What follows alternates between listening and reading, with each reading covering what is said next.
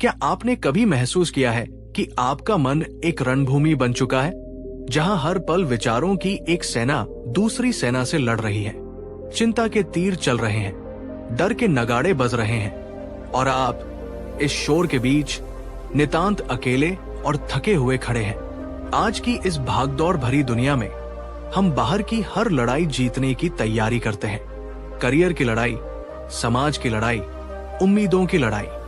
लेकिन उस लड़ाई का क्या जो हमारे भीतर, हमारे अपने मन के अंदर 24 घंटे चलती रहती है? आज हम कोई साधारण कहानी नहीं सुनेंगे। आज हम समय में 2500 साल पीछे जाएंगे और उस महाज्ञानी के चरणों में बैठेंगे जिसने इंसान के मन की गहराइयों को वैसे समझा जैसे कोई और नहीं समझ सका। वो महाज्ञानी जिन्हें हम गौतम बुद्ध के नाम से जानते हैं। बुद्ध कोई भगवान नहीं थे, वे एक मनोवैज्ञानिक थे, मन के सबसे बड़े चिकित्सक। उन्होंने हमें बताया कि मानसिक शक्ति कोई जन्मजात तोहफा नहीं, बल्कि एक कला है जिसे सीखा जा सकता है, जिसे विकसित किया जा सकता है। आज मैं आपके साथ बुद्ध के सिखाए हुए मानसिक मजबूती के वो 28 गहरे रहस्य साझा करने जा रहा हूं, जो अगर आपने अपनी जिंदगी में उतार लिए तो आपका मन एक अशांत समंदर से एक शांत और गहरी झील में बदल जाएगा। ये सिर्फ एक वीडियो नहीं, ये आपके मन के लिए एक साधना है। इसलिए इस यात्रा में मेरे साथ अंत तक बने रहिएगा, क्योंकि हर रहस्य आपके अंदर एक नए दरवाजे को खोलेगा। रहस्य 1, हमारा सबसे पहला और सबसे गहरा रहस्य छिपा है हमारे अपने मन में। बुद्ध कहते हैं, हम जो कुछ भी हैं, वो हमने आज तक क्या सोचा, इस बात का परिणाम है। हमारा जीवन हमारे विचारों से ही बनता है। मन ही सब कुछ है। जैसा हम सोचते हैं वैसा ही हम बन जाते हैं। ये सुनने में बहुत सरल लगता है ना? लेकिन इसकी गहराई सागर से भी ज्यादा है। कल्पना कीजिए, आपका मन एक उपजाऊ बगीचे की तरह है और आपके विचार उस बगीचे में बोए जाने वाले बीज हैं। अब ये आप पर निर्भर करता है कि आप इसमें कौन से बीज बोते हैं। अगर आप दिन भर चिंता, भय, ईर्ष्या और आत्मालोचना के बीज बोएंगे, मुझसे नहीं होगा, मेरी किस्मत ही खराब है, वो मुझसे बेहतर क्यों है, लोग मेरे बारे में क्या सोचते होंगे, तो आपके जीवन के बगीचे में कौन से पौधे उगेंगे? जाहिर है, कांटों और जहरीली झाड़ियों के। आपका जीवन दुख, तनाव और निराशा से भर जाएगा। लेकिन अगर आप जानबूझकर अपने मन के बगीचे में प्रेम, करुणा, साहस, कृतज्ञता और आशा के बीज बोते हैं, मैं ये कर सकता हूं। हर दिन एक नया अवसर है। मैं जैसा भी हूं, अद्भुत हूं। मेरे पास जो कुछ है उसके लिए मैं आभारी हूं। तो आपके जीवन में सुंदर और सुगंधित फूलों के पौधे खिलेंगे। आपका जीवन आनंद, शांति और सफलता से महक उठेगा। एक कहानी सुनिए। एक बार 2 शिष्य बुद्ध के साथ यात्रा कर रहे थे। रास्ते में उन्होंने एक जगह आराम करने का फैसला किया। एक शिष्य जो स्वभाव से बहुत नकारात्मक था, बैठते ही शिकायत करने लगा, हे भगवान, कितनी गर्मी है, रास्ता कितना पथरीला है, मेरे पैर दुख गए, पता नहीं मंजिल कब आएगी। उसका चेहरा उतरा हुआ था और वो हर चीज में कमी निकाल रहा था। दूसरा शिष्य जो सकारात्मक था, उसी जगह बैठकर बोला, वाह, कितना सुंदर पेड़ है, इसकी छाव कितनी ठंडी और सुखद है, रास्ते में कितने सुंदर फूल खिले थे, मैं कितना भाग्यशाली हूं कि गुरु के साथ यात्रा करने का अवसर मिला। बुद्ध दोनों को चुपचाप देख रहे थे। उन्होंने पहले शिष्य से पूछा, वत्स, तुम्हारे लिए ये यात्रा कैसी है? उसने कहा, भगवान, ये बहुत कष्टदायक है, मैं थक गया हूं। फिर बुद्ध ने दूसरे शिष्य से पूछा, और तुम्हारे लिए ये यात्रा कैसी है? उसने कहा, भगवान, ये बहुत आनंददायक है, मैं हर पल कुछ नया सीख रहा हूं। बुद्ध मुस्कुराए और बोले, देखो, जगह एक ही है, पेड़ वही है, रास्ता भी वही है, लेकिन तुम दोनों के लिए अनुभव बिल्कुल अलग है। ऐसा क्यों? क्योंकि तुम्हारी दुनिया बाहर नहीं है, तुम्हारी दुनिया तुम्हारे भीतर है। तुम्हारे विचारों में है। एक ने अपनी सोच से अपने लिए नर्क बना लिया है और दूसरे ने अपनी सोच से स्वर्ग। चुनाव तुम्हारा है। मानसिक मजबूती का पहला रहस्य यही है, अपने विचारों के मालिक बनना।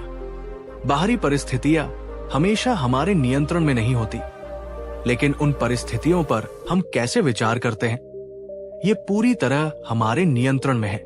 कोई घटना अपने आप में अच्छी या बुरी नहीं होती, हमारा विचार उसे अच्छा या बुरा बनाता है।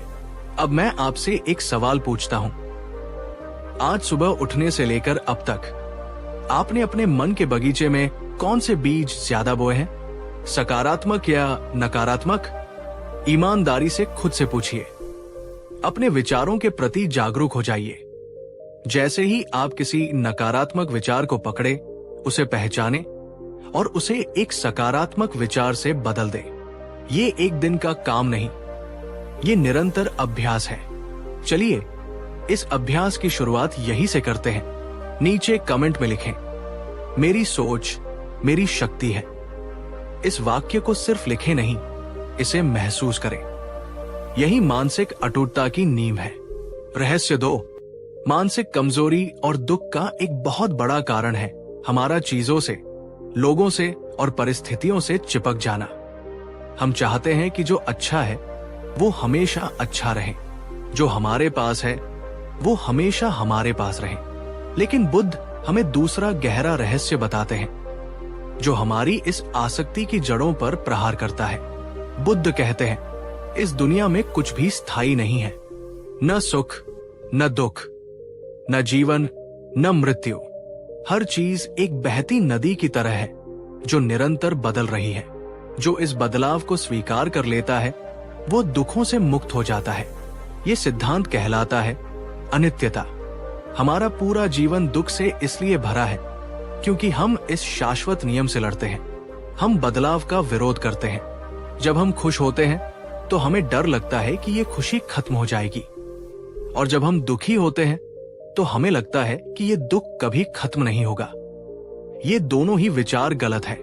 सच्चाई ये है कि रात के बाद दिन आता है और दिन के बाद रात, पतझड़ के बाद वसंत आता है और वसंत के बाद पतझड़।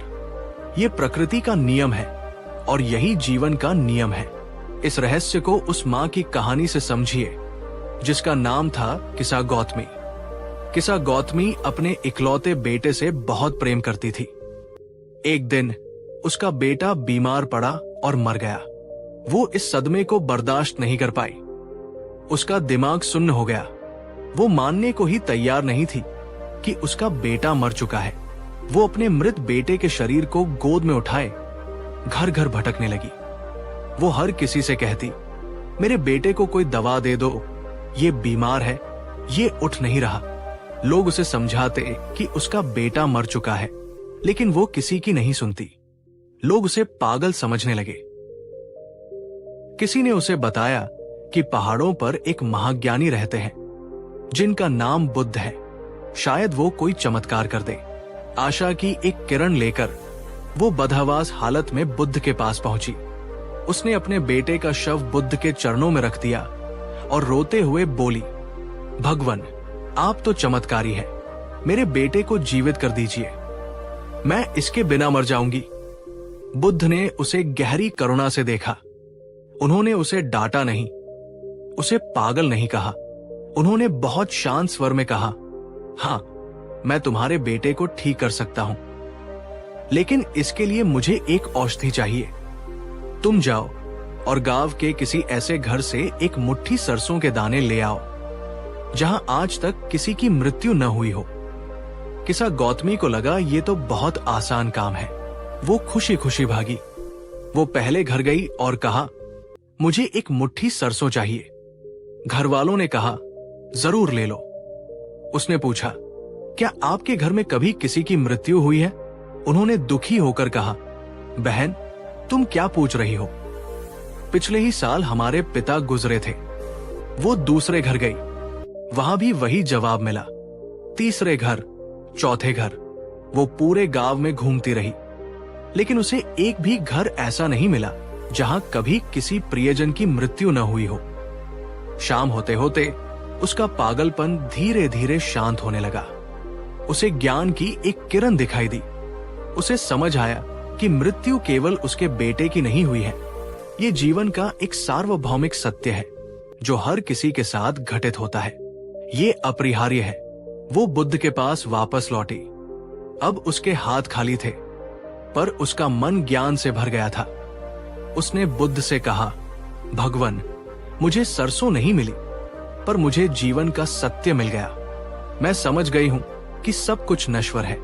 मानसिक रूप से अटूट बनने का यही रहस्य है। जब आप ये स्वीकार कर लेते हैं कि दुख भी स्थायी नहीं है, तो आप सबसे बड़ी पीड़ा में भी उम्मीद नहीं खोते। और जब आप ये जान जाते हैं कि सुख भी स्थायी नहीं है, तो आप सफलता में अहंकार नहीं करते और उसके जाने के डर से मुक्त हो जाते हैं। आप हर पल को जीना सीखते हैं, बिना उससे चिपके। एक पल रुककर सोचिए, क्या आप जीवन में किसी ऐसी चीज से चिपके हुए हैं जिसके बदलने या खोने का डर आपको अंदर ही अंदर खाए जा रहा है? चाहे वो कोई रिश्ता हो, कोई पद हो या आपकी जवानी हो, इस सत्य को अपने मन में गहरा उतरने दे। ये भी बदल जाएगा। इस मंत्र को याद रखें। अगर आप इस गहरे सत्य को समझने की कोशिश कर रहे हैं, तो नीचे कमेंट में लिखें, मैं बदलाव को स्वीकार करता हूं। ये स्वीकृति आपको बहुत से अनावश्यक दुखों से बचाएगी। रहस्य 3, इच्छाओं के जाल से मुक्ति।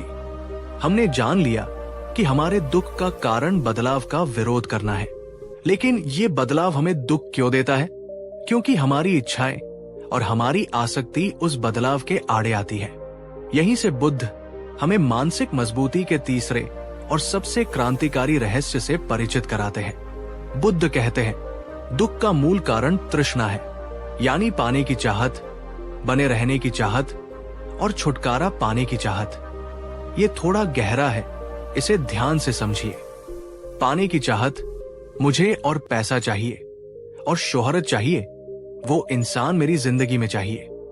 बने रहने की चाहत, मैं हमेशा जवान रहना चाहता हूं, मेरी खुशी हमेशा बनी रहे, मेरे प्रियजन हमेशा मेरे साथ रहें। छुटकारा पाने की चाहत, मुझे इस दर्द से छुटकारा चाहिए, इस बीमारी से छुटकारा चाहिए, इस इंसान से छुटकारा चाहिए।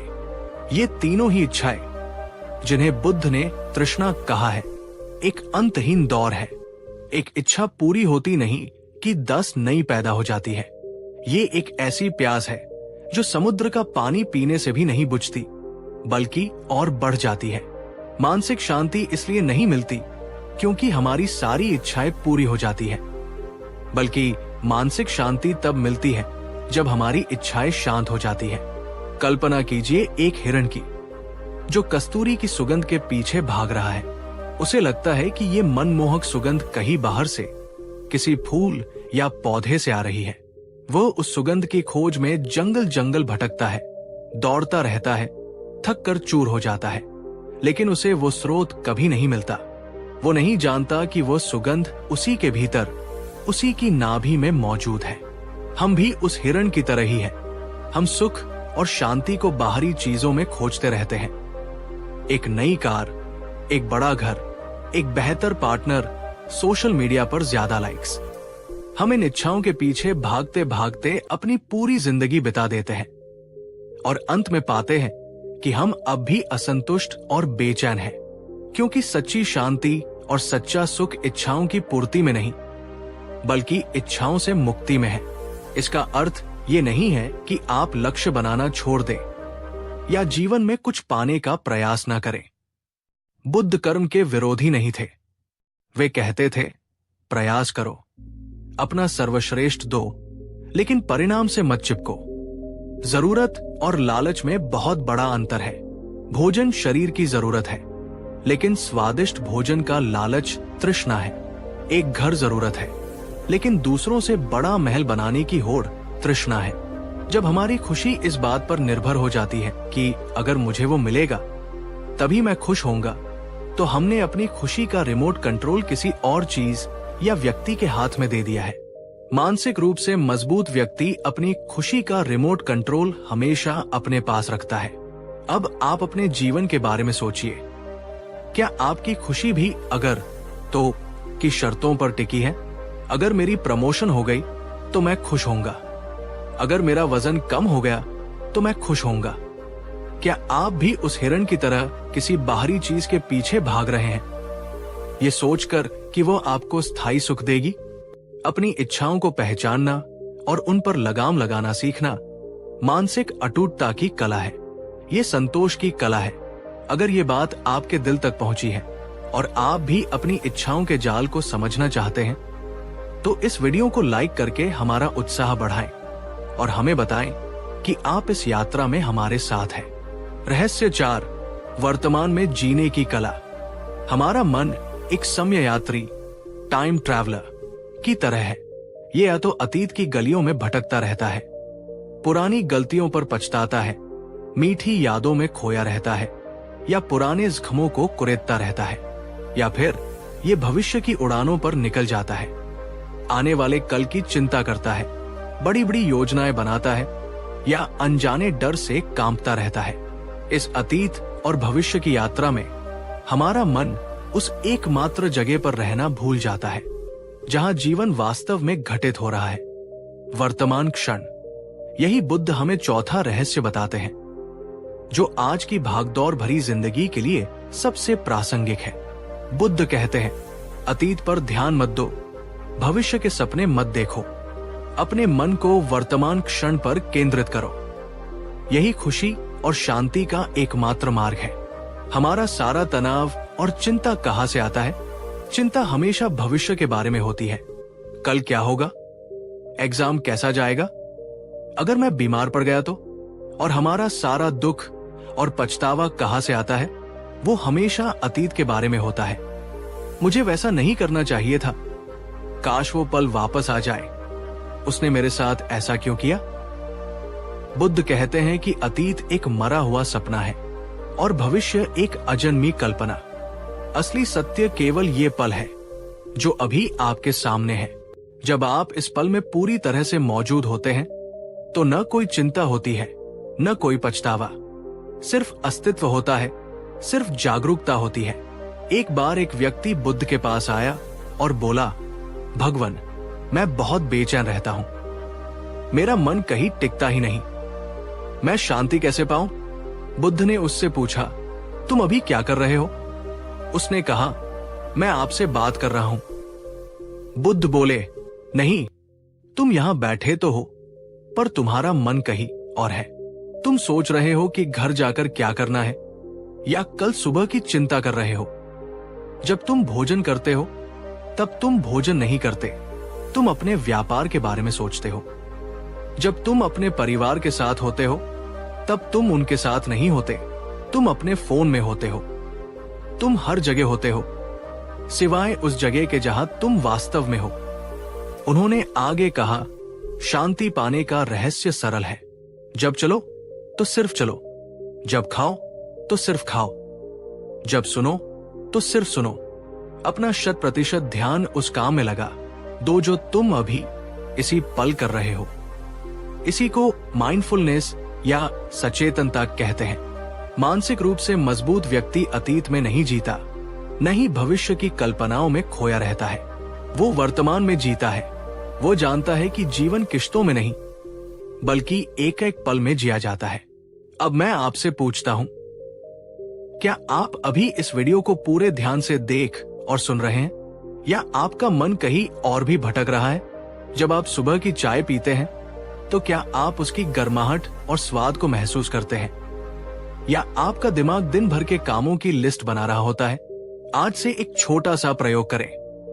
दिन में कोई भी एक काम, चाहे वो 5 मिनट के लिए ही क्यों न हो, पूरे ध्यान से करें, बिना किसी भटकाव के।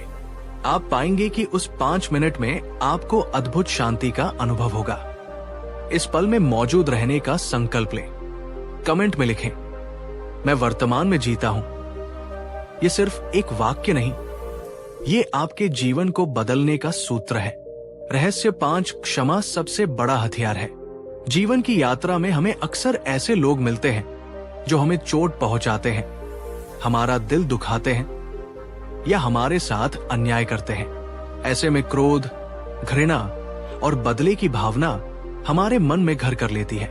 हमें लगता है कि जिसने हमें दर्द दिया है उसे माफ न करके हम उसे सजा दे रहे हैं, लेकिन बुद्ध हमें 5वें रहस्य में बताते हैं कि सच्चाई इसके ठीक उलट है।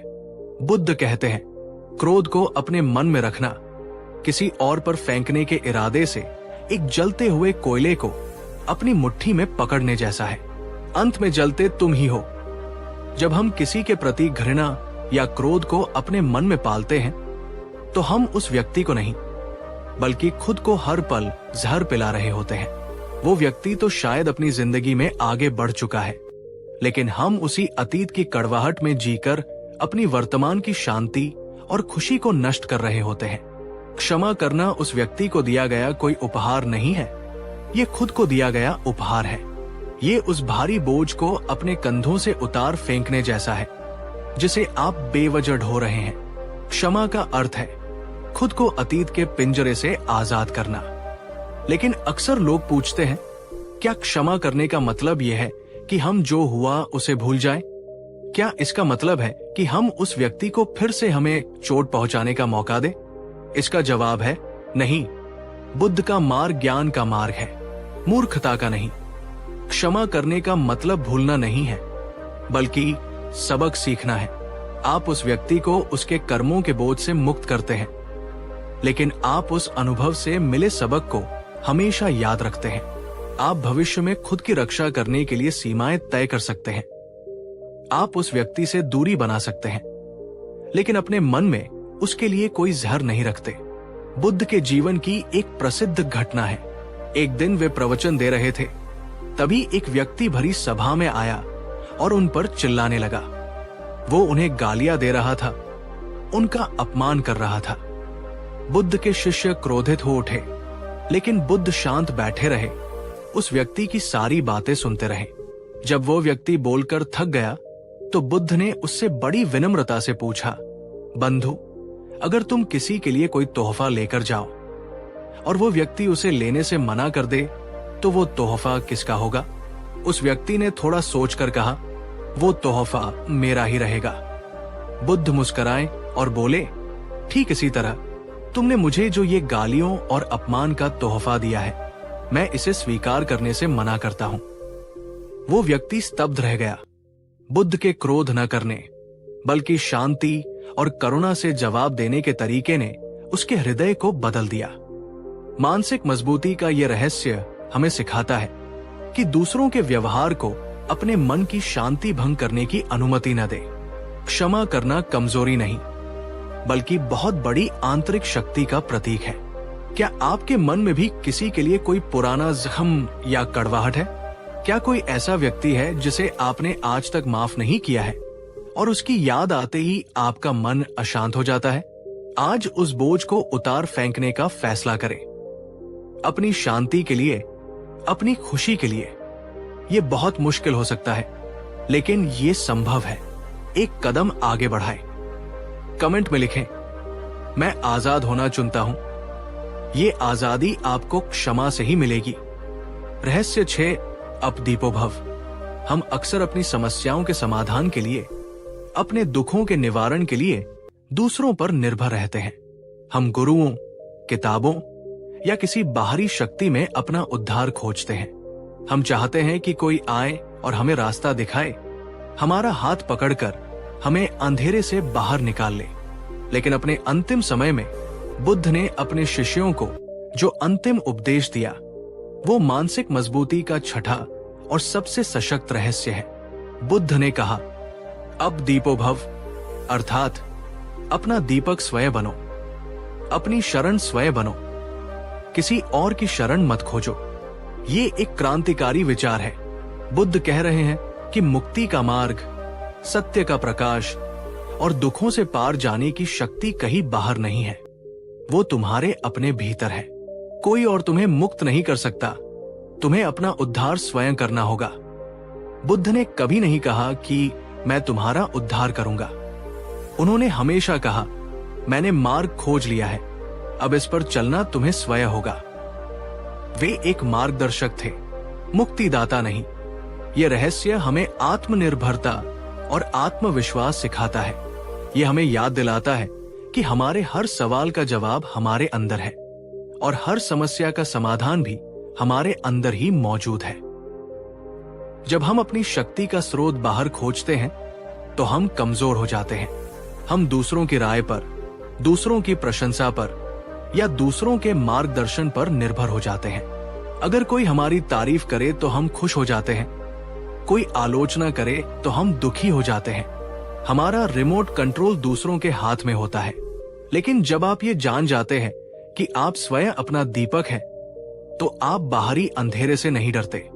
आपको पता होता है कि प्रकाश का स्रोत आपके भीतर है। आप दूसरों की राय से प्रभावित नहीं होते, क्योंकि आप अपनी आंतरिक सच्चाई से जुड़े होते हैं। आप सलाह सबसे लेते हैं, लेकिन अंतिम निर्णय आपकी अपनी अंतरात्मा की आवाज सुनकर लेते हैं।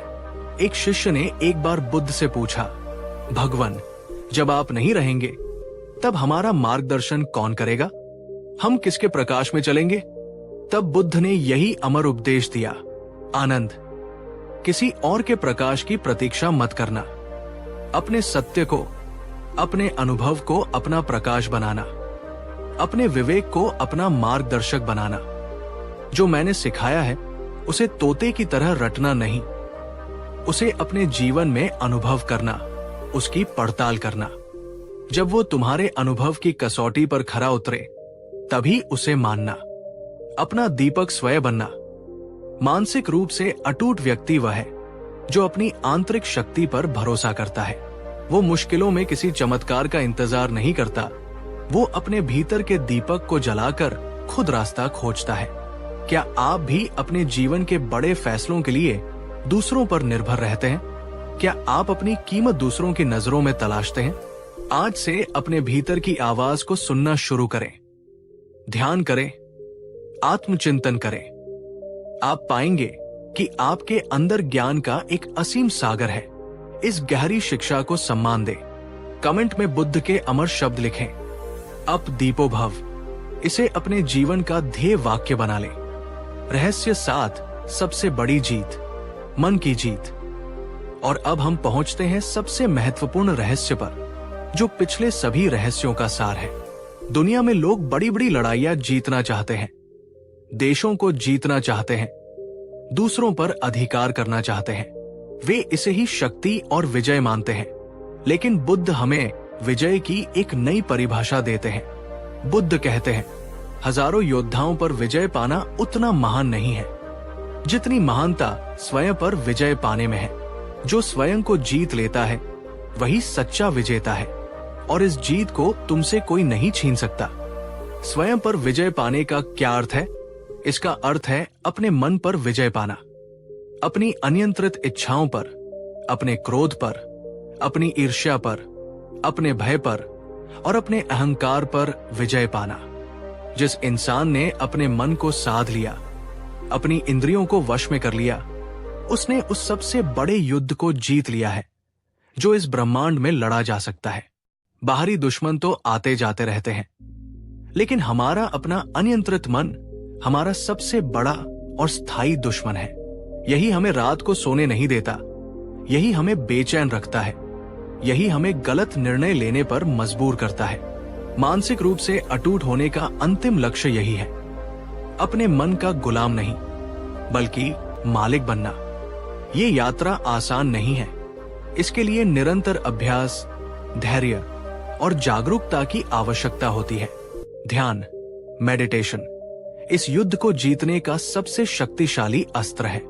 ध्यान के माध्यम से हम अपने विचारों और भावनाओं को देखना सीखते हैं, उनसे अपनी पहचान हटाना सीखते हैं।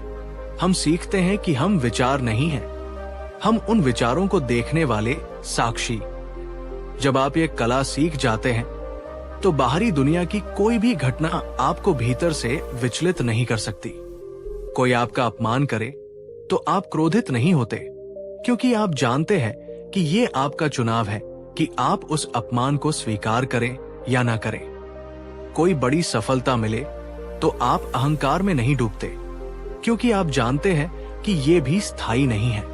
आप एक शांत झील की तरह हो जाते हैं, जिसकी सतह पर लहरें आ जा सकती हैं, लेकिन जिसकी गहराइयों में हमेशा शांति और स्थिरता बनी रहती है। यही सच्ची विजय है, यही सच्ची शक्ति है। क्या आप अपने मन के मालिक हैं या आपका मन आपका मालिक है? क्या आपकी भावनाएं आपको नियंत्रित करती हैं या आप अपनी भावनाओं को नियंत्रित करते हैं? ये अंतिम रहस्य एक मंजिल भी है और एक यात्रा भी। हर दिन, हर पल हमें अपने मन को साधने का ये अभ्यास करना है। चलिए इस परम विजय का संकल्प लें। नीचे कमेंट में पूरी शक्ति के साथ लिखें, मैं मन का विजेता बनूंगा। तो ये थे गौतम बुद्ध के सिखाए हुए मानसिक मजबूती के वो 7 गहरे रहस्य। आपकी सोच ही आपकी दुनिया है। अपने विचारों को बदलो, आपकी दुनिया बदल जाएगी। सब कुछ बदल रहा है, बदलाव को स्वीकार करो। तुम दुखों से मुक्त हो जाओगे। इच्छाओं के जाल से मुक्ति, संतोष में ही परम सुख है। वर्तमान में जीने की कला, केवल ये पल ही सत्य है, इसे पूरी तरह जियो। क्षमा सबसे बड़ा हथियार है। बोझ उतार दो, आजाद हो जाओ। अपना दीपक स्वयं बनो, तुम्हारी शक्ति तुम्हारे भीतर है। सबसे बड़ी जीत, मन की जीत। स्वयं को जीतो, तुम जग को जीत लोगे। ये रहस्य सिर्फ जानने के लिए नहीं है, ये जीने के लिए है, अभ्यास करने के लिए है। इन्हें अपनी जिंदगी का हिस्सा बनाइए और आप पाएंगे कि आपके अंदर एक ऐसी चट्टान का निर्माण हो रहा है जिसे जिंदगी का कोई भी तूफान हिला नहीं पाएगा। अगर इस यात्रा ने आपके दिल को छुआ है, अगर आपको इन रहस्यों में अपने जीवन के लिए कोई प्रकाश मिला है, तो इस ज्ञान को सिर्फ अपने तक मत रखिए। इस वीडियो को अपने दोस्तों, परिवार और हर उस इंसान के साथ शेयर करें जिसे आप मानसिक रूप से मजबूत और खुश देखना चाहते हैं। वीडियो को लाइक करके हमें बताएं कि हमारी ये मेहनत सफल हुई। आपका हर एक लाइक हमें ऐसी और गहरी बातें आप तक पहुंचाने के लिए प्रेरित करता है। और अगर आप हमारे साथ इस ज्ञान की यात्रा पर बने रहना चाहते हैं तो चैनल को सब्सक्राइब करना न भूलें और उस घंटी वाले आइकॉन को जरूर दबाएं ताकि हमारा अगला वीडियो सबसे पहले आप तक पहुंचे।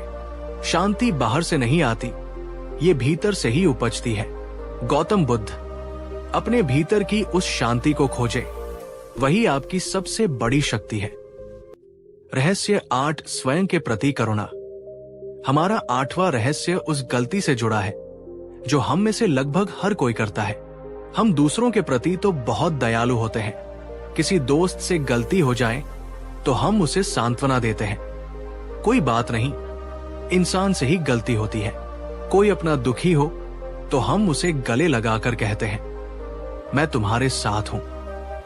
लेकिन जब हमसे खुद कोई गलती हो जाती है तो हम क्या करते हैं? हम खुद के सबसे बड़े, सबसे निर्दयी आलोचक बन जाते हैं। मैं कितना बेवकूफ हूं, मुझसे हमेशा सब गड़बड़ हो जाती है, मैं किसी लायक नहीं हूं। हम खुद को कोसते हैं, खुद को सजा देते हैं और अपनी ही नजरों में गिर जाते हैं। बुद्ध हमें सिखाते हैं कि मानसिक मजबूती का आधार ही करुणा, कंपैशन है।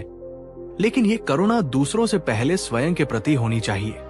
बुद्ध कहते हैं, जिस तरह एक मां अपने इकलौते बच्चे की रक्षा अपने प्राणों की बाजी लगाकर करती है, उसी तरह तुम्हें भी सभी जीवित प्राणियों के प्रति असीम प्रेम का भाव रखना चाहिए और उन सभी प्राणियों में तुम स्वयं भी शामिल हो।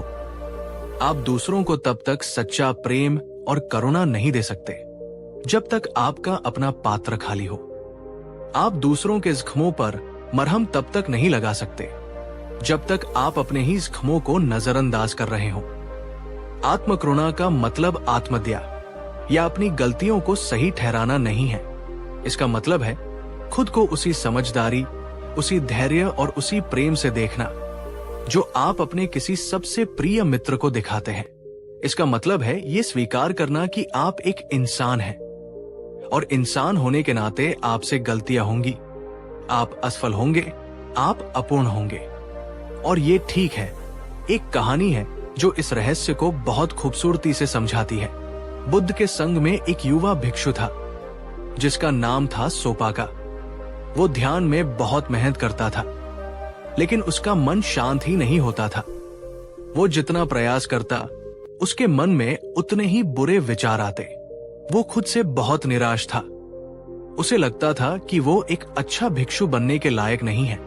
एक दिन हताशा में वो बुद्ध के पास गया और बोला, भगवान, मैंने बहुत प्रयास किया पर मैं असफल रहा। मेरा मन मेरे वश में नहीं है। मैं इस पवित्र मार्ग के योग्य नहीं हूं। कृपया मुझे संघ से जाने की अनुमति दे। बुद्ध ने उसे शांत किया और पूछा, सोपाका, क्या तुमने कभी किसी घायल हिरण को देखा है? सोपाका ने कहा, जी भगवान, देखा है। बुद्ध ने पूछा, जब कोई शिकारी उस हिरण को तीर मारता है तो वो हिरण क्या करता है? क्या वो वही बैठकर खुद को कोसता है कि मैं क्यों सावधान नहीं था, मुझे और तेज भागना चाहिए था? या फिर वो एक शांत सुरक्षित जगह ढूंढता है और अपने घाव को जीभ से चाटकर उसे भरने का अवसर देता है? सोपाका ने कहा, भगवान, वो अपने घाव को भरने का प्रयास करता है। बुद्ध मुस्कुराए और बोले, तो फिर तुम अपने साथ एक घायल हिरण जैसा व्यवहार क्यों नहीं करते? जीवन ने तुम्हें असफलता और निराशा के तीर मारे हैं और तुम एक सुरक्षित कोना ढूंढकर अपने घावों को भरने के बजाय खुद को और कोसकर उन घावों को और गहरा कर रहे हो। जाओ और आज से खुद के प्रति दयालु बनो। अपनी हर असफलता के बाद खुद को कोसो मत, बल्कि खुद को सांत्वना दो। अपने हर अच्छे प्रयास के लिए खुद की पीठ थपथपाओ। तुम जैसे भी हो, अपूर्णताओं के साथ, तुम प्रेम और करुणा के पात्र हो। उस दिन सोपाका को समझ आया कि उसकी असली समस्या उसका मन नहीं, बल्कि खुद के प्रति उसकी कठोरता थी। उसने आत्मकरुणा का अभ्यास शुरू किया और कुछ ही समय में उसका मन शांत होने लगा। मानसिक रूप से अटूट होने का मतलब कठोर या पत्थर दिल होना नहीं है, बल्कि अपने प्रति कोमल और दयालु होना है, खासकर तब जब आप सबसे ज्यादा तकलीफ में हो। अब मैं आपसे पूछता हूं, क्या आप भी खुद के सबसे बड़े आलोचक हैं? जब आपसे कोई गलती होती है तो आपके मन में सबसे पहला विचार क्या आता है? क्या आप खुद को माफ कर पाते हैं? आज से खुद का सबसे अच्छा दोस्त बनने का संकल्प ले। नीचे कमेंट में लिखें, मैं स्वयं से प्रेम करता हूं। इस एक वाक्य में घावों को भरने की अद्भुत शक्ति है। रहस्य 9, कर्म करो, फल की चिंता नहीं। हमारा 9वां रहस्य मानसिक शांति के सबसे बड़े सूत्रों में से एक है, जिसे श्रीमद् भगवद गीता में भी प्रमुखता से समझाया गया है और बुद्ध ने भी अपने तरीके से सिखाया। यह रहस्य है अनासक्ति, यानी परिणाम से निर्लिप्त होकर कर्म करना। हम में से ज्यादातर लोग जब कोई काम करते हैं तो हमारा पूरा ध्यान उसके परिणाम पर टिका होता है। अगर मैं ये परीक्षा पास कर लूं तो, अगर मुझे ये प्रमोशन मिल गया तो, अगर ये रिश्ता सफल हो गया तो, हमारी सारी खुशी, सारी शांति भविष्य के उस परिणाम पर निर्भर हो जाती है। और यहीं से समस्या शुरू होती है, क्योंकि कर्म करना हमारे हाथ में है, लेकिन परिणाम पर हमारा पूरा नियंत्रण कभी नहीं होता। परिणाम बहुत सी बाहरी चीजों पर भी निर्भर करता है। जब परिणाम हमारी उम्मीद के मुताबिक नहीं आता तो हम टूट जाते हैं, निराश हो जाते हैं और हमें लगता है कि हमारी सारी मेहनत बेकार हो गई। बुद्ध हमें सिखाते हैं, तुम्हारा कर्तव्य केवल कर्म करना है, उसके फल पर तुम्हारा अधिकार नहीं है। इसलिए अपने कर्म का आनंद लो, उसे पूरी लगन और ईमानदारी से करो, लेकिन उसके परिणाम की चिंता में खुद को मत जलाओ। इसे अनासक्ति का सिद्धांत कहते हैं। इसका मतलब कर्महीन होना या आलसी होना नहीं है, बल्कि इसका मतलब है अपना 100% प्रयास करने के बाद परिणाम को सहजता से स्वीकार करने की कला, चाहे वो सफलता हो या असफलता। एक किसान की कहानी से इसे समझिए। एक बुद्धिमान किसान था। वो सही समय पर खेत जोतता, सबसे अच्छी गुणवत्ता के बीज बोता, समय पर खाद पानी देता और खरपतवार निकालता। वो अपना हर काम पूरी लगन, मेहनत और कुशलता से करता था। लेकिन बीज बोने के बाद वो कभी चिंता में नहीं डूबता था। वो ये नहीं सोचता था कि बारिश होगी या नहीं, फसल अच्छी होगी या नहीं, कोई कीड़ा तो नहीं लग जाएगा। वो जानता था कि बारिश, धूप और मौसम उसके नियंत्रण से बाहर है। उसने वो सब कुछ कर दिया जो उसके वश में था। अब बाकी प्रकृति पर छोड़ देना ही बुद्धिमानी है। अगर फसल बहुत अच्छी होती तो वो कृतज्ञ होता, लेकिन अहंकार में नहीं डूबता। और अगर किसी साल सूखा पड़ने या बाढ़ आने से फसल खराब हो जाती तो वो दुखी होता, पर टूटता नहीं था। वो जानता था कि उसने अपनी तरफ से कोई कमी नहीं रखी थी। वो उस अनुभव से सीखता और अगली फसल की तैयारी में लग जाता। उसकी शांति और मजबूती का राज यही था। वो अपने कर्म से जुड़ा था, परिणाम से नहीं। मानसिक रूप से अटूट व्यक्ति एक कुशल धनुर्धर की तरह होता है। उसका पूरा ध्यान धनुष को सही ढंग से खींचने, अपनी सांसों को साधने और लक्ष्य पर ध्यान केंद्रित करने में होता है। एक बार जब तीर कमान से निकल जाता है तो वो हवा के झोंकों या लक्ष्य के हिलने की चिंता नहीं करता। वो जानता है कि उसका काम तीर छोड़ने तक ही था। क्या आप भी अपने जीवन में परिणामों से बहुत ज्यादा चिपके हुए हैं? क्या असफलता का डर आपको नए प्रयास करने से रोकता है? क्या आप अपनी पूरी ऊर्जा भविष्य की चिंता में बर्बाद कर देते हैं और वर्तमान के कर्म का आनंद नहीं ले पाते? अपने कर्म में डूबना सीखिए, प्रक्रिया का आनंद लीजिए। परिणाम जो भी होगा वो एक अनुभव होगा, एक सबक होगा।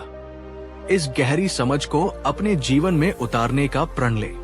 नीचे कमेंट्स में लिखें, मेरा ध्यान कर्म पर है, परिणाम पर नहीं। ये मानसिकता आपको चिंता और निराशा के भारी बोझ से मुक्त कर देगी। रहस्य 10 मध्यम मार्ग, अति से बचाव। 10वां रहस्य बुद्ध के जीवन के अपने अनुभव से निकला हुआ अमृत है। ये एक ऐसा सिद्धांत है जो हमारे जीवन के हर पहलू, स्वास्थ्य, रिश्ते, काम और अध्यात्म सब पर लागू होता है। ये है मध्यमा पतिपदा, यानी मध्यम मार्ग।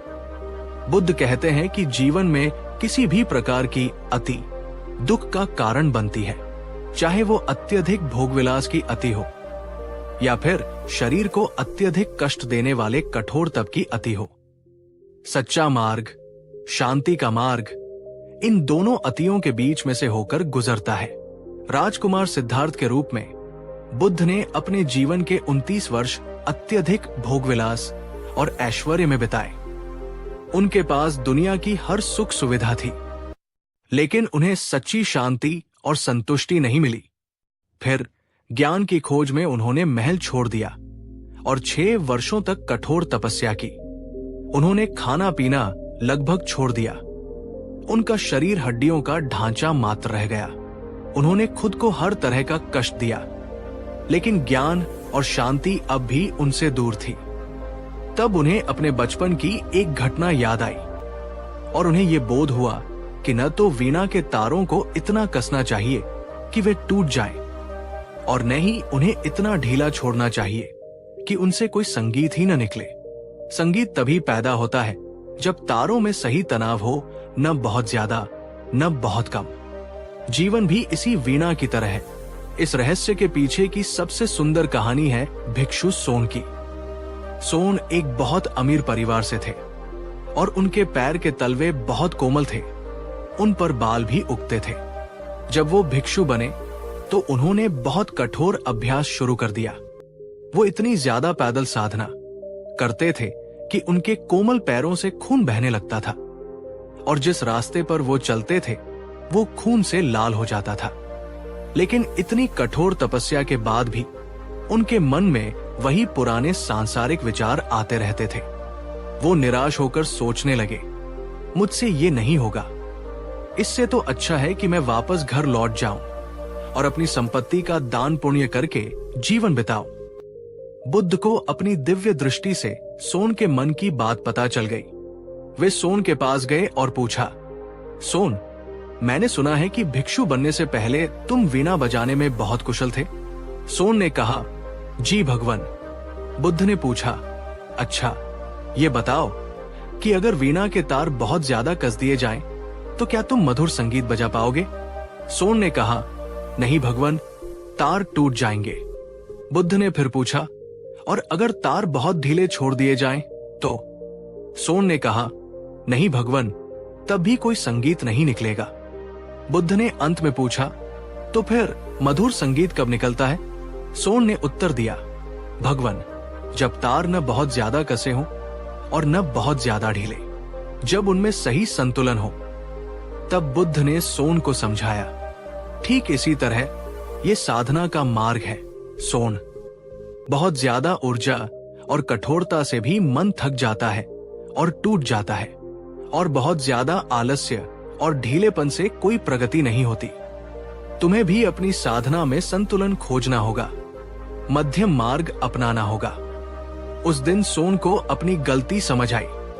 उन्होंने मध्यम मार्ग अपनाया और जल्द ही अरहत पद, ज्ञान की उच्चतम अवस्था को प्राप्त कर लिया। मानसिक मजबूती का मतलब खुद को अनावश्यक कष्ट देना या अपनी भावनाओं को जबरदस्ती दबाना नहीं है। इसका मतलब है जीवन में संतुलन खोजना, काम और आराम में संतुलन, भावना और तर्क में संतुलन, बोलने और सुनने में संतुलन। अपने जीवन को देखिए, क्या आप किसी अति पर जी रहे हैं? क्या आप काम में इतना डूब गए हैं कि स्वास्थ्य और रिश्तों को भूल गए हैं, या आलस्य में इतना डूब गए हैं कि अपने लक्ष्यों से दूर हो गए हैं? जीवन में संतुलन लाने का प्रयास करें। कमेंट में लिखें, मैं संतुलन का मार्ग चुनता हूं। यही मार्ग आपको स्थायी शांति और सफलता की ओर ले जाएगा। रहस्य 11, आपके शब्द आपकी दुनिया बनाते हैं। हमने पहले रहस्य में जाना था कि हमारे विचार हमारी दुनिया बनाते हैं। 11वां रहस्य उसी का एक विस्तार है, जो हमारे विचारों के सबसे शक्तिशाली प्रकटीकरण यानी हमारे शब्दों से जुड़ा है। बुद्ध ने सम्यक वाणी को अष्टांगिक मार्ग का एक महत्वपूर्ण अंग बताया। वे कहते थे, शब्दों में नष्ट करने की और स्वस्थ करने की दोनों शक्तियां होती हैं।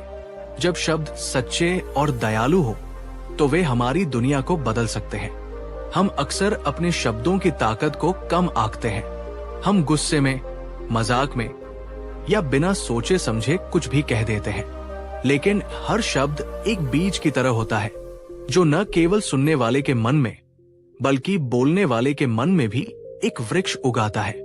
कटु शब्द, झूठ, निंदा और व्यर्थ की बकवास, ये जहरीले बीज हैं जो हमारे रिश्तों को, हमारी मानसिक शांति को और हमारे चरित्र को नष्ट कर देते हैं। जब आप किसी की निंदा करते हैं तो आप उस व्यक्ति को तो हानि पहुंचाते ही हैं, साथ ही अपने मन को भी नकारात्मकता और ईर्ष्या से भर लेते हैं। जब आप झूठ बोलते हैं तो आपको उस एक झूठ को छिपाने के लिए 100 और झूठ बोलने पड़ते हैं, और आप लगातार डर और चिंता में जीते हैं। इसके विपरीत, जब आप सत्य, प्रेम और दया से भरे शब्द बोलते हैं तो आप अपने आसपास एक सकारात्मक ऊर्जा का निर्माण करते हैं। सच्चे और प्रेरणादायक शब्द किसी टूटे हुए इंसान को हौसला दे सकते हैं। दयालु शब्द किसी क्रोधित मन को शांत कर सकते हैं। प्रेम भरे शब्द किसी नफरत भरे दिल को पिघला सकते हैं। मानसिक रूप से अटूट व्यक्ति अपने शब्दों का प्रयोग एक कुशल सर्जन की तरह करता है, बहुत सावधानी से, केवल उपचार करने और जीवन देने के लिए, न कि घाव देने के लिए। एक लोक कथा है जो शब्दों की शक्ति को दर्शाती है। एक गांव में एक व्यक्ति था जिसे दूसरों की बुराई करने और अफवाहें फैलाने की बहुत बुरी आदत थी। एक दिन उसने गांव के एक भले साधु के बारे में झूठी अफवाह फैला दी। जल्द ही उसे अपनी गलती का एहसास हुआ और वो पश्चाताप की आग में जलने लगा। वो साधु के पास गया, उनके पैरों में गिर पड़ा और बोला, मुझसे बहुत बड़ी गलती हो गई। मैंने आपके बारे में झूठी बातें फैलाई। मुझे माफ कर दीजिए। मैं अपनी गलती सुधारने के लिए कुछ भी करने को तैयार हूं। साधु ने उसे माफ कर दिया और कहा, ठीक है, अगर तुम अपनी गलती सुधारना चाहते हो तो एक काम करो, एक पंखों से भरा थैला लो और उसे गांव के चौक पर जाकर हवा में बिखेर दो। उस व्यक्ति ने सोचा, ये तो बहुत आसान काम है। उसने वैसा ही किया। फिर वो वापस साधु के पास आया और कहा, मैंने कर दिया। साधु ने कहा, अभी काम पूरा नहीं हुआ है, अब जाओ और उन सभी पंखों को वापस इकट्ठा करके थैले में भर लाओ। ये सुनकर वो व्यक्ति स्तब्ध रह गया। उसने कहा, महाराज, ये तो असंभव है। पंख तो हवा के साथ न जाने कहां कहां उड़ गए होंगे। मैं उन्हें कैसे वापस ला सकता हूं? तब साधु ने मुस्कुराकर कहा, बेटा, ठीक यही तुम्हारे शब्दों के साथ होता है। एक बार जब वे तुम्हारे मुंह से निकल जाते हैं तो वे भी पंखों की तरह हवा में फैल जाते हैं। तुम उन्हें कभी पूरी तरह वापस नहीं ले सकते। तुम्हारे शब्द जो नुकसान कर चुके हैं उसकी भरपाई करना लगभग असंभव है। इसलिए अगली बार कुछ भी बोलने से पहले 1000 बार सोचना। अपने शब्दों के प्रति जागरूक बने। कुछ भी बोलने से पहले खुद से 3 सवाल पूछें। क्या ये सत्य है? क्या ये आवश्यक है? क्या ये दयालु है? अगर इन तीनों का जवाब हाँ हो, तभी बोले। क्या आप अपने शब्दों के प्रति सचेत हैं? क्या आपने कभी अनजाने में अपने शब्दों से किसी को गहरी चोट पहुंचाई है? आज से अपनी वाणी को साधने का अभ्यास करें। कमेंट में लिखें, मेरे शब्द मेरी शक्ति है। इस शक्ति का प्रयोग निर्माण के लिए करें, विनाश के लिए नहीं। रहस्य 12 कर्ता बने, भोगता नहीं। 12वां रहस्य हमारी मानसिकता में एक बहुत बड़े बदलाव की मांग करता है। ये हमें पीड़ित की भूमिका से निकालकर निर्माता की भूमिका में स्थापित करता है। हम में से बहुत से लोग अपने जीवन की असफलताओं और दुखों के लिए बाहरी परिस्थितियों को या दूसरे लोगों को दोष देने के आदी होते हैं। मेरी किस्मत ही खराब है, मेरे बॉस की वजह से मैं आगे नहीं बढ़ पा रहा हूं, मेरे परिवार ने मुझे सपोर्ट नहीं किया, सरकार की नीतियां खराब है। जब हम ऐसा करते हैं तो हम अनजाने में अपने जीवन की बागडोर किसी और के हाथ में थमा देते हैं। हम ये मान लेते हैं कि हम असहाय हैं, एक पीड़ित है और हमारी खुशी या दुख दूसरों पर निर्भर है। ये मानसिकता हमें बेहद कमजोर बनाती है। बुद्ध का कर्म का सिद्धांत हमें इसका उल्टा सिखाता है। कर्म का सिद्धांत कहता है कि आप आज जो कुछ भी हैं, वो आपके अपने अतीत के कर्मों, विचारों, शब्दों और कार्यों का परिणाम है और आपका भविष्य इस बात पर निर्भर करेगा कि आप आज क्या कर्म करते हैं। इसका सार है, आप अपने जीवन के रचयिता हैं। ये एक बहुत बड़ी जिम्मेदारी है, लेकिन साथ ही ये एक बहुत बड़ी शक्ति भी है। ये आपको किसी को भी दोष देने के खेल से आजाद कर देती है। ये आपको बताता है कि अगर आपकी वर्तमान परिस्थितियां खराब है तो आपके पास उन्हें अपने आज के कर्मों से बदलने की पूरी शक्ति है। मानसिक रूप से अटूट व्यक्ति कभी भी पीड़ित की भूमिका नहीं निभाता। वो शिकायत नहीं करता, वो दोष नहीं देता, वो जिम्मेदारी लेता है। अगर वो असफल होता है तो वो बाहरी बहाने नहीं ढूंढता, वो अपने अंदर झांकता है, अपनी गलतियों को स्वीकार करता है, उनसे सीखता है और अगली बार और बेहतर प्रयास करने की योजना बनाता है। वो जानता है कि वो अपनी नाव का कप्तान है। हवाएं विपरीत हो सकती हैं, लहरें ऊंची उठ सकती हैं, लेकिन नाव को किस दिशा में ले जाना है, ये फैसला उसी का है। 2 भाइयों की कहानी इसे स्पष्ट करती है। एक शराबी और दुर्व्यवहारी पिता के 2 बेटे थे। जब वे बड़े हुए तो उनमें से एक बिल्कुल अपने पिता की तरह ही शराबी और हिंसक बना। दूसरा बेटा एक बहुत ही सफल, सम्मानित और प्रेम करने वाला पारिवारिक व्यक्ति बना। किसी ने पहले बेटे से पूछा, तुम ऐसे क्यों बने? उसने कहा, मेरा बचपन इतना खराब था। मेरे पिता शराबी थे, मैंने जो देखा वही सीखा। मेरे पास और क्या विकल्प था? फिर उस व्यक्ति ने दूसरे बेटे से पूछा, तुम इतने अलग और सफल कैसे बने? उसने भी वही जवाब दिया, मेरा बचपन इतना खराब था।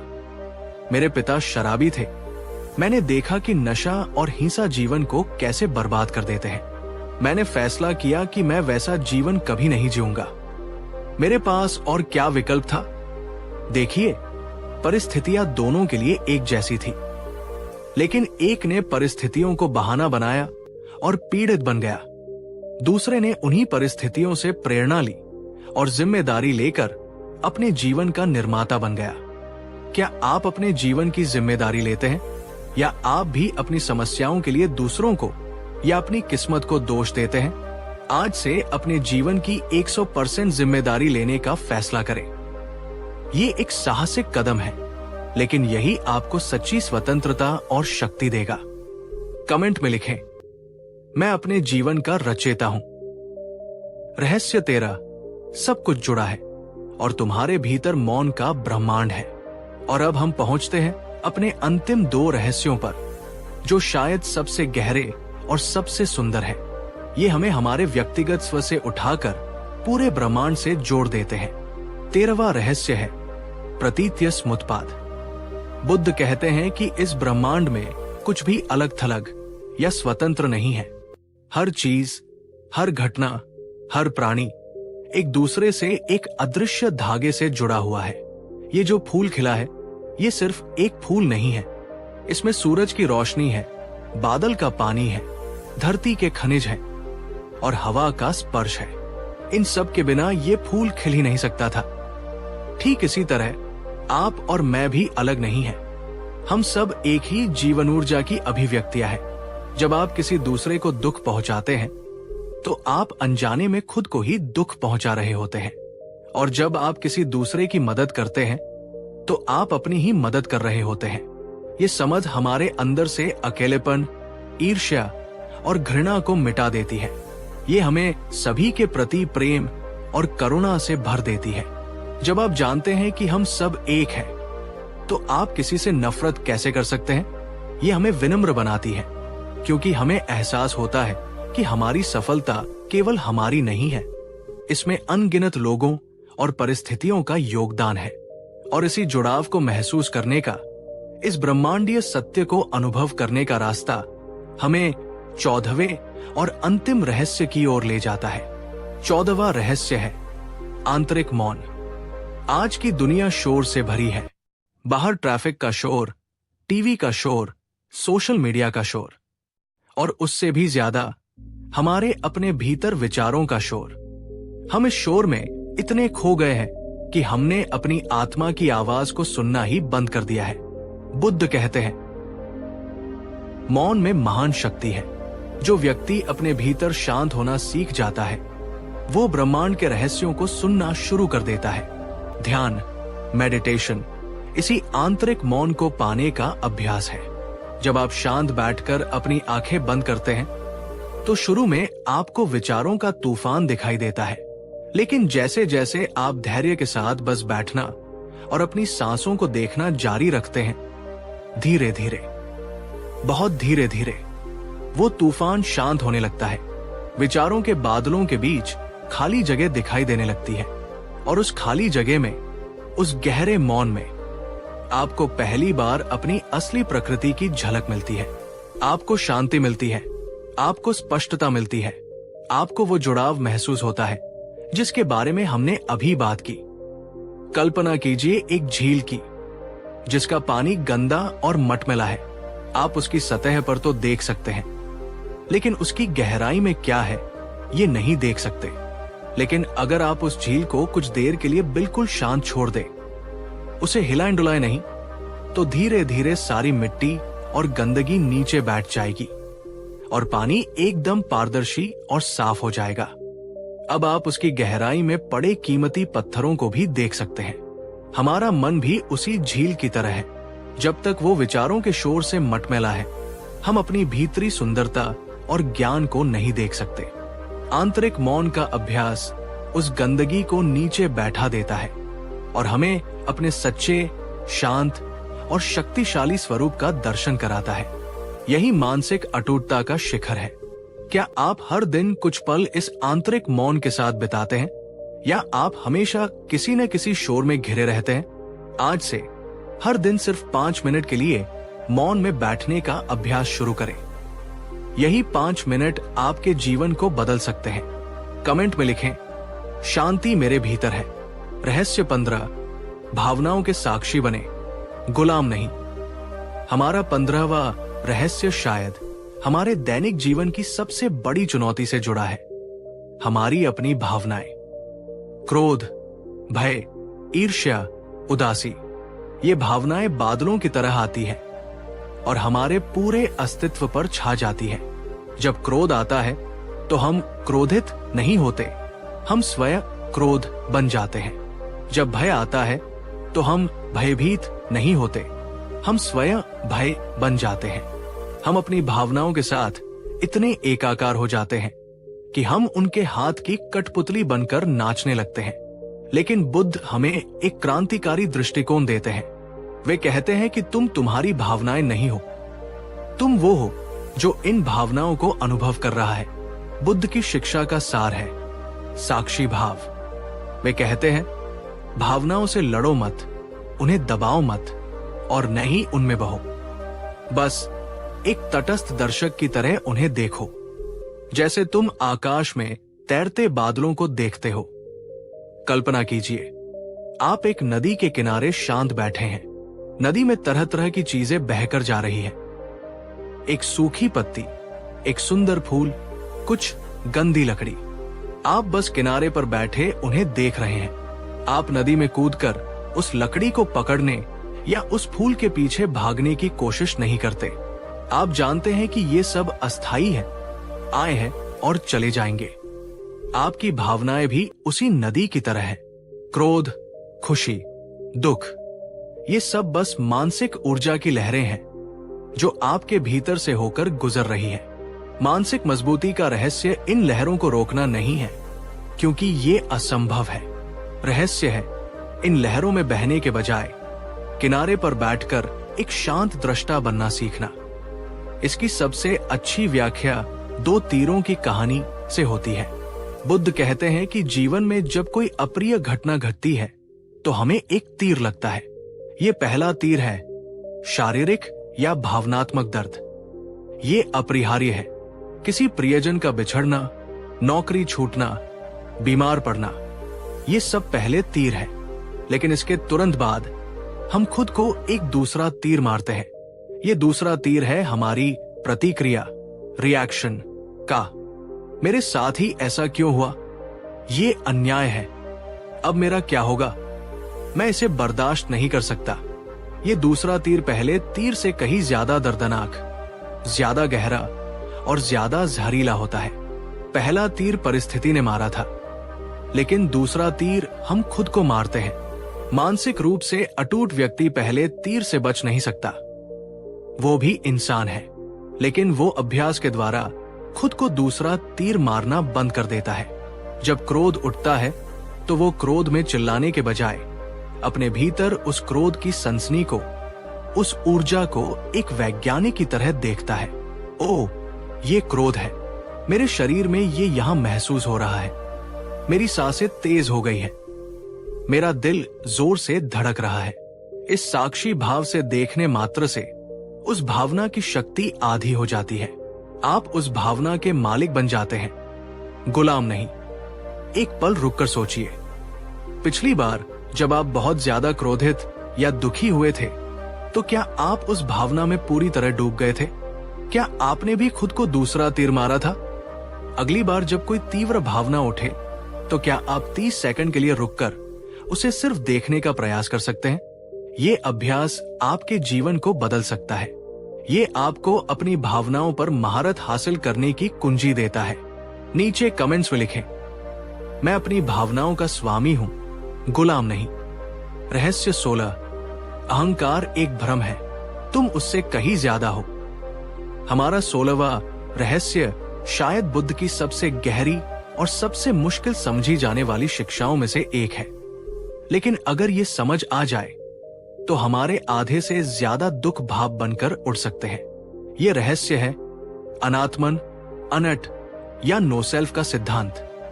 हम सब एक मैं की भावना के साथ जीते हैं।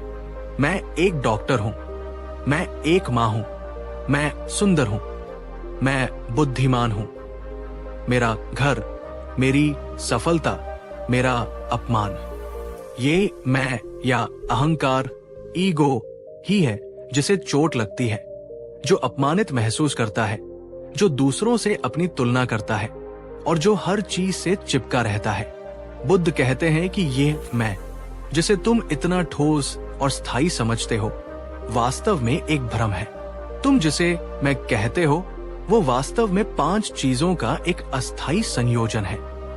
तुम्हारा शरीर, तुम्हारी भावनाएं, तुम्हारी धारणाएं, तुम्हारे मानसिक संस्कार, विचार, और तुम्हारी चेतना। और ये पांचों चीजें हर पल बदल रही हैं। आपका शरीर आज वैसा नहीं है जैसा 10 साल पहले था। आपके विचार एक क्षण में कुछ होते हैं, दूसरे क्षण में कुछ और। तो फिर वो स्थायी मैं कहाँ है? बुद्ध एक नदी का उदाहरण देते हैं। आप एक नदी को देखते हैं और उसे गंगा कहते हैं। आप कल आकर देखते हैं, तब भी उसे गंगा कहते हैं। लेकिन क्या वो वही नदी है? नहीं, उसका हर एक पानी का कण बदल चुका है। वो एक सतत प्रवाह है, कोई स्थायी चीज नहीं। ठीक इसी तरह तुम भी एक स्थायी व्यक्ति नहीं हो। तुम एक सतत प्रक्रिया हो, एक प्रवाह हो। जब हम इस बात को गहराई से समझ लेते हैं तो ये हमें अद्भुत रूप से मुक्त कर देता है। अगर कोई आपकी आलोचना करता है तो आप दुखी नहीं होते, क्योंकि आप जानते हैं कि वो आपके शरीर या आपके किसी विचार की आलोचना कर रहा है, जो कि अस्थायी है। वो आपके असली स्वरूप की आलोचना नहीं कर सकता, क्योंकि उसका कोई ठोस आकार ही नहीं है। जब आप सफल होते हैं तो आप अहंकार में नहीं डूबते, क्योंकि आप जानते हैं कि ये सफलता केवल आपकी नहीं है, ये हजारों परिस्थितियों का परिणाम है और ये भी स्थायी नहीं है। एक महान ज़ेन गुरु और एक योद्धा की कहानी है। एक क्रूर योद्धा ज़ेन गुरु की कुटिया में आया और अपनी तलवार निकालकर बोला, तुझे पता है मैं कौन हूं? मैं वो हूं जो बिना पलक झपकाए तेरी गर्दन उड़ा सकता है।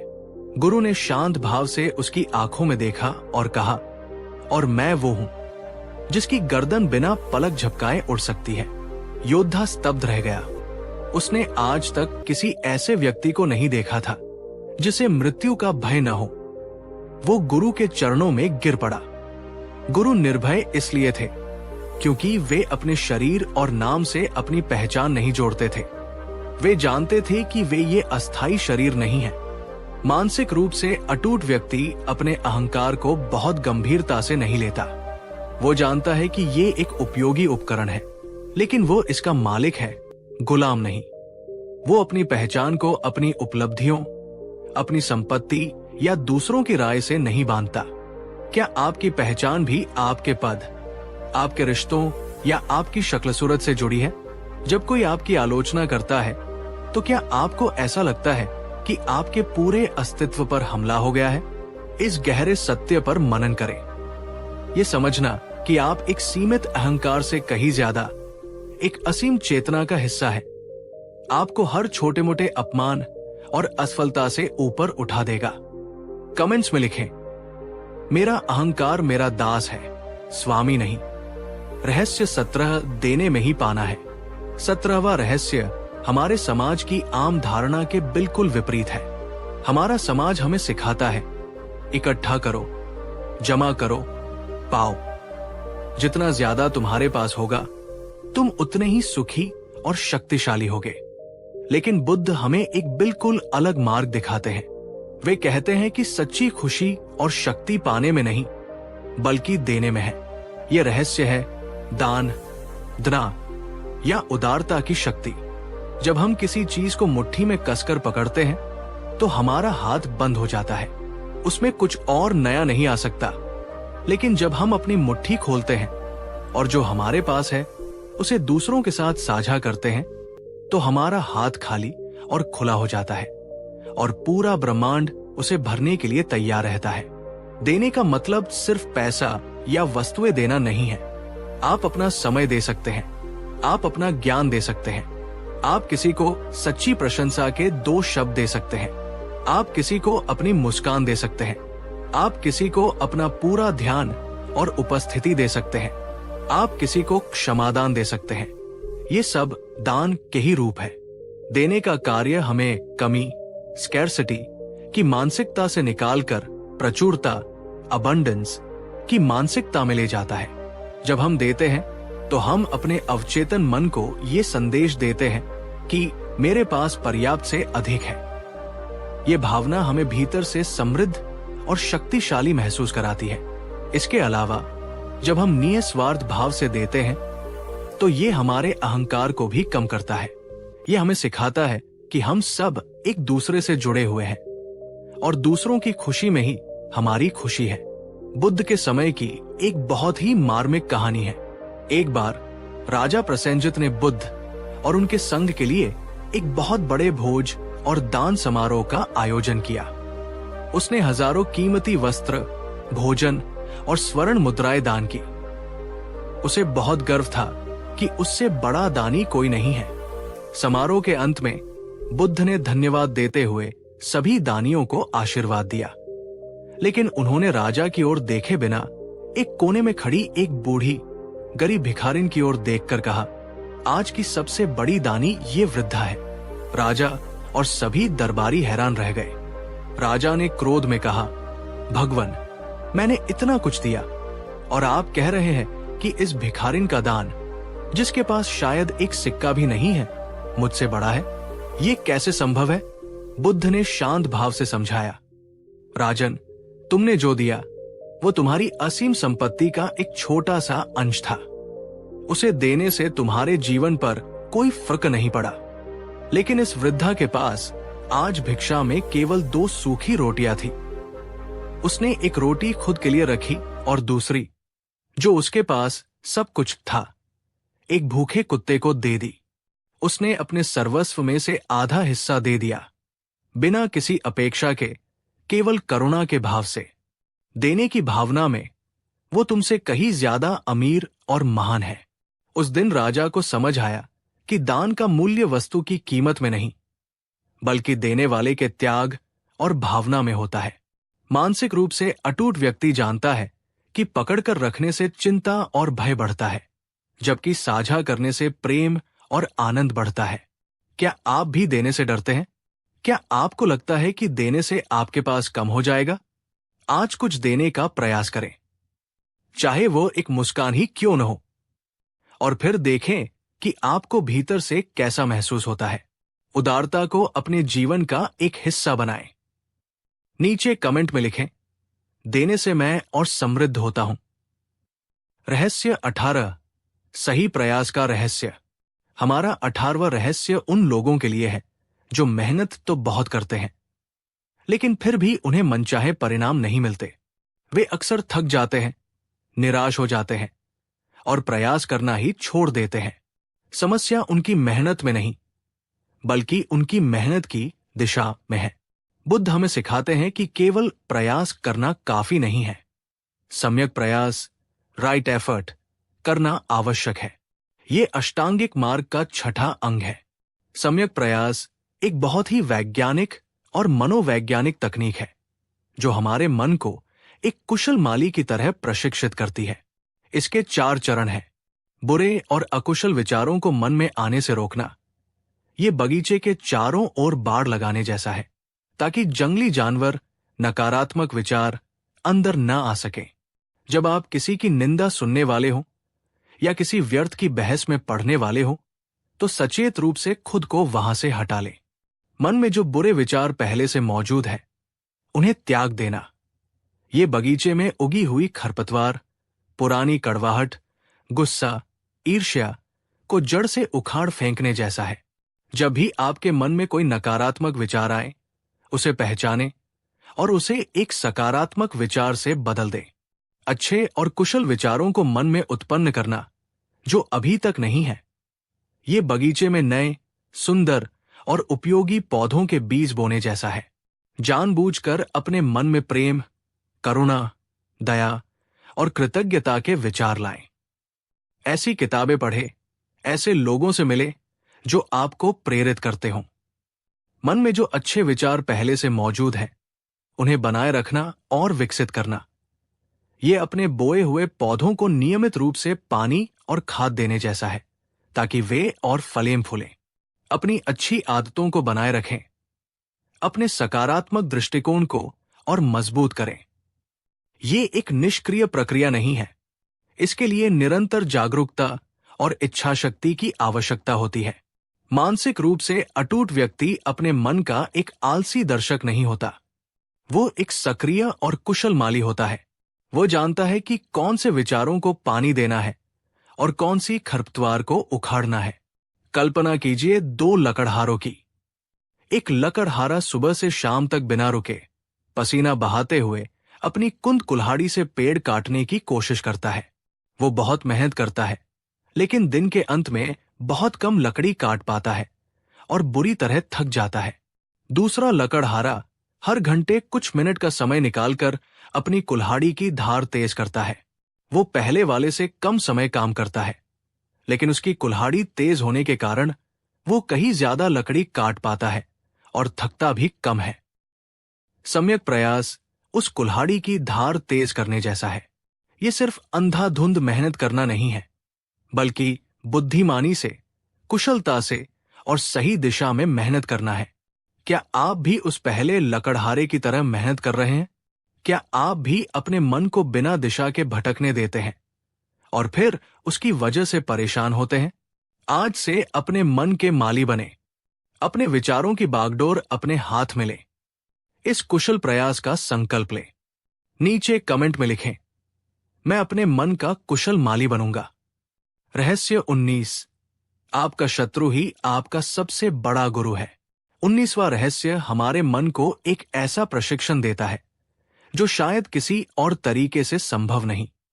यह हमारे जीवन के सबसे कठिन लोगों, यानी हमारे आलोचकों और शत्रुओं के प्रति हमारे दृष्टिकोण को पूरी तरह बदल देता है। आमतौर पर हम ऐसे लोगों से बचते हैं, उनसे नफरत करते हैं या उनसे बदला लेना चाहते हैं।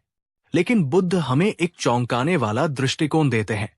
वे कहते हैं कि आपका शत्रु, जो आपको सबसे ज्यादा चुनौती देता है, वास्तव में एक डिग्विसमेंट में आपका सबसे बड़ा गुरु हो सकता है। वे कहते हैं, जिस प्रकार खजाने का रास्ता बताने वाले का हम सम्मान करते हैं, उसी प्रकार हमें उस व्यक्ति का भी सम्मान करना चाहिए जो हमारी कमियों को उजागर करता है। सोचिए, आपके दोस्त अक्सर आपकी तारीफ करते हैं और आपकी गलतियों को नजरअंदाज कर देते हैं, लेकिन आपका शत्रु, वो आपकी छोटी से छोटी गलती, आपकी हर कमजोरी को ढूंढ निकालेगा और उसे आपके मुंह पर मारेगा। अगर आप अहंकार को एक तरफ रखकर उसकी बातों को एक निष्पक्ष आईने की तरह देखें, तो आपको खुद को सुधारने का इतना बड़ा अवसर और कहां मिलेगा। इसके अलावा एक शत्रु हमें धैर्य, सहनशीलता और क्षमा जैसे गुणों का अभ्यास करने का सबसे उत्तम अवसर प्रदान करता है। जब सब कुछ अच्छा चल रहा हो और सब लोग आपसे प्यार से बात कर रहे हों, तब शांत और दयालु बने रहना बहुत आसान है। लेकिन जब कोई आपका अपमान कर रहा हो, आपको भड़का रहा हो, उस समय भी अपने मन की शांति और करुणा को बनाए रखना, यही असली साधना है, यही असली मानसिक मजबूती है। आपका शत्रु आपको ये परीक्षा देने का अवसर देता है। बुद्ध के अपने जीवन में उनके चचेरे भाई देवदत्त उनके सबसे बड़े शत्रु थे। देवदत्त ने बुद्ध की हत्या करने के कई प्रयास किए, संघ में फूट डालने की कोशिश की और हर तरह से उन्हें बदनाम करने का प्रयास किया। लेकिन बुद्ध ने कभी भी देवदत्त के प्रति घृणा या क्रोध का एक भी शब्द नहीं कहा। वे हमेशा उसके प्रति करुणा का भाव रखते थे। एक बार जब शिष्यों ने देवदत्त के बारे में शिकायत की, तो बुद्ध ने कहा, देवदत्त के प्रति आभारी रहो। उसी के कारण मुझे अपनी सहनशीलता और करुणा को और गहरा करने का अवसर मिला है। वो मेरे आध्यात्मिक मार्ग में एक शिक्षक की तरह है। मानसिक रूप से अटूट व्यक्ति चुनौतियों से भागता नहीं, वो उन्हें विकास के अवसर के रूप में देखता है। वो अपने शत्रुओं से नफरत नहीं करता, वो उनसे सीखता है। क्या आपके जीवन में भी कोई ऐसा व्यक्ति है जो आपको लगातार चुनौती देता है? क्या आप उसे एक शत्रु के रूप में देखते हैं, या आप उसे एक शिक्षक के रूप में देखने का प्रयास कर सकते हैं जो आपको धैर्य और आत्म सुधार का पाठ पढ़ाने आया है?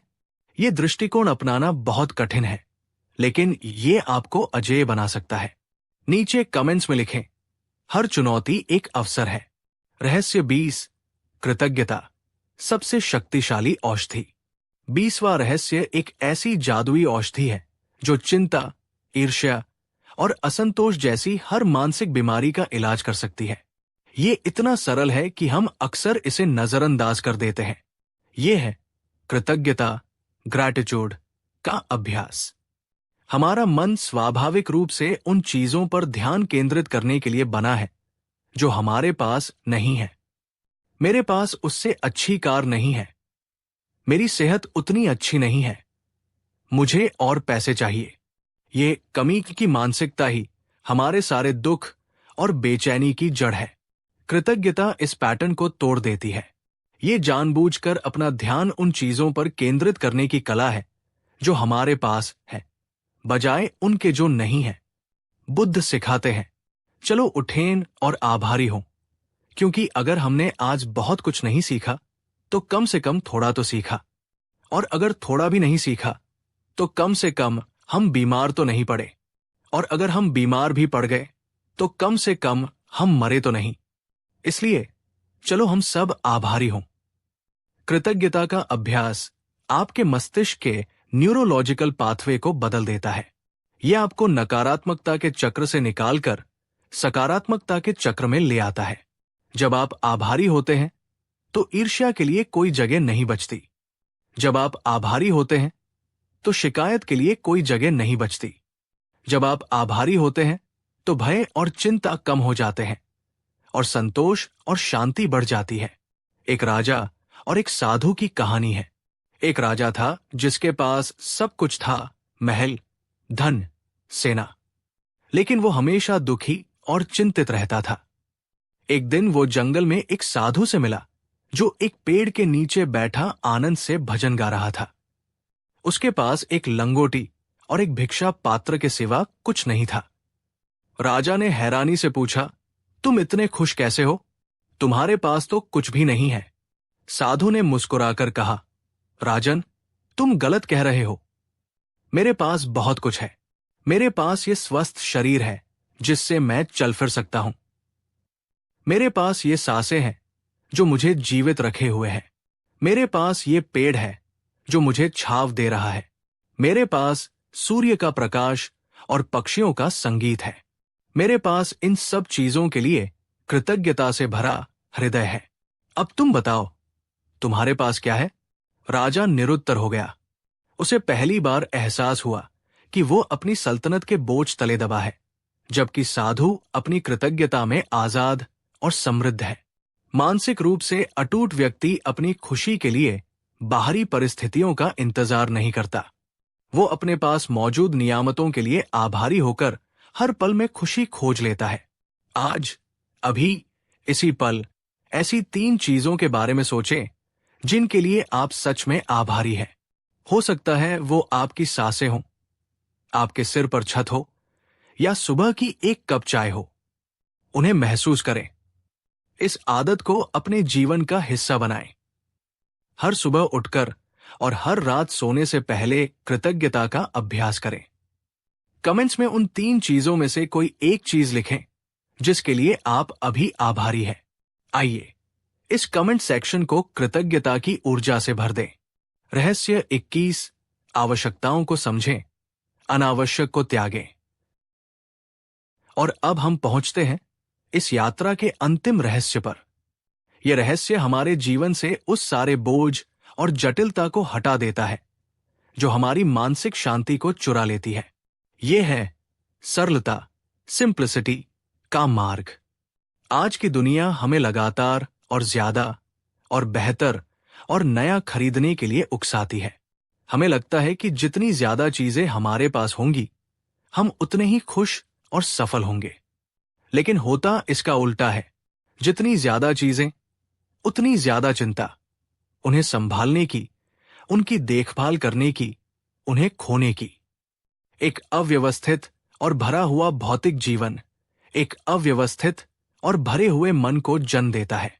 बुद्ध हमें अपनी जरूरतों, नीड्स और चाहतों, वॉन्ट्स के बीच अंतर करना सिखाते हैं। भोजन, वस्त्र, आवास और औषधि, ये हमारी बुनियादी जरूरतें हैं। लेकिन एक डिजाइनर कपड़ा, एक लग्जरी कार, एक बहुत बड़ा बंगला, ये हमारी चाहते हैं जो अक्सर समाज और हमारे अहंकार द्वारा पैदा की जाती है। बुद्ध कहते हैं कि एक सुखी और शांत जीवन के लिए बहुत कम चीजों की आवश्यकता होती है। जब हम अपनी जिंदगी से अनावश्यक चीजों, अनावश्यक रिश्तों और अनावश्यक गतिविधियों को हटा देते हैं, तो हमारे पास उस चीज के लिए ज्यादा समय और ऊर्जा बचती है जो वास्तव में महत्वपूर्ण है। हमारी आंतरिक शांति, हमारे रिश्ते और हमारा आत्मविकास। सरलता का मतलब गरीबी में जीना या साधु बन जाना नहीं है। इसका मतलब है सचेत रूप से ये चुनाव करना कि आप अपने जीवन में क्या रखना चाहते हैं और क्या नहीं। इसका मतलब है गुणवत्ता को मात्रा से ज्यादा महत्व देना। एक धनी व्यापारी बुद्ध के पास आया। वो बहुत तनाव में था। उसने कहा, भगवन, मेरे पास सब कुछ है, फिर भी मुझे रात को नींद नहीं आती। मुझे हमेशा अपने व्यापार, अपने धन और अपने शत्रुओं की चिंता लगी रहती है। बुद्ध उसे अपने साथ नदी किनारे ले गए। उन्होंने एक छोटा सा पत्थर उठाया और उसे अपने हाथ में रखा। फिर उन्होंने व्यापारी से कहा, इसे पकड़ो। व्यापारी ने आसानी से पकड़ लिया। फिर बुद्ध ने एक और बड़ा पत्थर उठाया और उसे भी व्यापारी के हाथ में दे दिया। फिर एक और एक और। जल्द ही व्यापारी के हाथ पत्थरों के बोझ से कांपने लगे। वो बोला, भगवन, मैं और बोझ नहीं उठा सकता, मैं गिरने वाला हूं। बुद्ध ने कहा, तो फिर इन्हें नीचे रख दो। व्यापारी ने जैसे ही पत्थरों को नीचे रखा, उसे एक गहरी राहत महसूस हुई। बुद्ध ने समझाया, तुम्हारी संपत्ति और तुम्हारी चिंताएं इन पत्थरों की तरह है। तुमने इतना कुछ अनावश्यक बोझ उठा रखा है कि तुम उसके तले दबे जा रहे हो। मानसिक शांति के लिए तुम्हें कुछ और पाने की नहीं, बल्कि कुछ छोड़ने की जरूरत है। उस बोझ को नीचे रखो जो तुम्हारी जरूरत नहीं, सिर्फ तुम्हारी चाहत है। मानसिक रूप से अटूट व्यक्ति का जीवन सरल और सुलझा हुआ होता है। उसका मन भी सरल और सुलझा हुआ होता है। क्या आपका जीवन भी अनावश्यक चीजों और जटिलताओं से भरा हुआ है? आज अपने जीवन का जायजा लें। ऐसी कौन सी एक चीज है जिसे आप छोड़कर हल्का महसूस कर सकते हैं? सरलता को अपनाएं। यह आपको स्वतंत्रता और स्पष्टता देगी। नीचे कमेंट्स में लिखें, कम ही ज्यादा है। और इसी के साथ हमारी ये यात्रा अपने अंतिम पड़ाव पर पहुंचती है। हमने मिलकर बुद्ध के 21 रहस्यों को जाना, जिन्होंने हमें मन के अंधेरों से निकालकर आत्मज्ञान के प्रकाश तक का मार्ग दिखाया है। रहस्य 22। हमारा 22वां रहस्य उस प्रश्न से जुड़ा है जो हर इंसान अपने जीवन में कभी न कभी पूछता है, मैं ही क्यों? मेरे साथ ही ऐसा क्यों होता है? जब हमारे जीवन में दुख, पीड़ा या त्रासदी आती है, तो हम इसे अपनी व्यक्तिगत विफलता, अपनी बुरी किस्मत या किसी पाप का परिणाम मान लेते हैं। हम शर्मिंदा होते हैं, खुद को दोषी मानते हैं और इस पीड़ा को दुनिया से छिपाने की कोशिश करते हैं। लेकिन बुद्ध अपनी शिक्षा की शुरुआत ही एक क्रांतिकारी घोषणा से करते हैं, जो हमारे इस सारे अपराध बोध को धो डालती है। उनकी पहली शिक्षा, उनका पहला आर्य सत्य है, जीवन में दुख है। There is suffering. इसे ध्यान से समझिए। वे ये नहीं कह रहे कि तुम्हारा जीवन दुखमय है या तुम्हारी गलती से दुख है। वे इसे एक सार्वभौमिक, वस्तुनिष्ठ और आर्य यानी श्रेष्ठ सत्य के रूप में प्रस्तुत कर रहे हैं। जन्म दुख है, बुढ़ापा दुख है, बीमारी दुख है, मृत्यु दुख है, जो प्रिय है उससे बिछड़ना दुख है, जो अप्रिय है उससे मिलना दुख है, और जो चाहते हैं उसका न मिलना भी दुख है। ये एक व्यक्तिगत समस्या नहीं है, ये मानव अस्तित्व की एक अंतर्निहित स्थिति है। जैसे गुरुत्वाकर्षण एक नियम है जो अमीर गरीब, अच्छे बुरे सब पर समान रूप से लागू होता है, वैसे ही दुख का अस्तित्व भी एक सार्वभौमिक नियम है। जब आप इसे इस तरह देखते हैं तो आप मैं ही क्यों के जाल से बाहर निकल आते हैं। आप अपनी पीड़ा को लेकर शर्मिंदा होना बंद कर देते हैं। आप समझते हैं कि आप अकेले नहीं हैं। ये हर किसी के अनुभव का हिस्सा है। ये स्वीकृति हमें कड़वाहट से निकालकर करुणा की ओर ले जाती है। जब हम देखते हैं कि दूसरा व्यक्ति भी उसी दुख के सागर में तैर रहा है, तो उसके प्रति घृणा या ईर्ष्या की जगह सहानुभूति पैदा होती है। सबसे महत्वपूर्ण बात, जब आप दुख को एक समस्या के बजाय एक सत्य के रूप में स्वीकार करते हैं, तभी आप उसके कारण और निवारण को खोजने के लिए तैयार होते हैं। एक डॉक्टर जब तक ये स्वीकार नहीं करता कि बीमारी है, तब तक वो उसके इलाज के बारे में सोच भी नहीं सकता। इसकी सबसे मार्मिक कहानी है पटाचारा की। पटाचारा एक अमीर सेठ की बेटी थी जो अपने प्रेमी एक नौकर के साथ भाग गई थी। उसने जंगल में 2 बच्चों को जन्म दिया। एक दिन जब वे वापस अपने घर लौट रहे थे तो भयानक तूफान आया। उसके पति को सांप ने काट लिया और वो मर गया। रात भर वो अपने दोनों बच्चों को सीने से लगाकर बैठी रही। सुबह जब वो उफनती हुई नदी पार कर रही थी तो उसने अपने बड़े बेटे को किनारे पर छोड़ा और छोटे को लेने वापस लौटी। जब वो बीच नदी में थी तो एक बाज आया और उसके छोटे बच्चे को उठाकर उड़ गया। ये देखकर किनारे पर खड़ा उसका बड़ा बेटा अपनी मां को बुलाते हुए नदी में कूद गया और बह गया। एक ही रात में उसने अपना पति और दोनों बच्चे खो दिए। वो पागल हो गई। उसके कपड़े फट गए, उसे तन का होश नहीं रहा और वो मेरा बेटा चिल्लाती हुई सड़कों पर घूमने लगी। लोग उसे पत्थर मारते, उस पर हंसते। एक दिन वो भटकती हुई उस उपवन में पहुंची जहां बुद्ध प्रवचन दे रहे थे। लोगों ने उसे रोकना चाहा, पर बुद्ध ने इशारा किया, उसे आने दो। जब वो बुद्ध के सामने पहुंची तो बुद्ध ने केवल एक वाक्य कहा, बहन, होश में आओ। उसे करुणा भरे वाक्य ने उसे झकझोर दिया।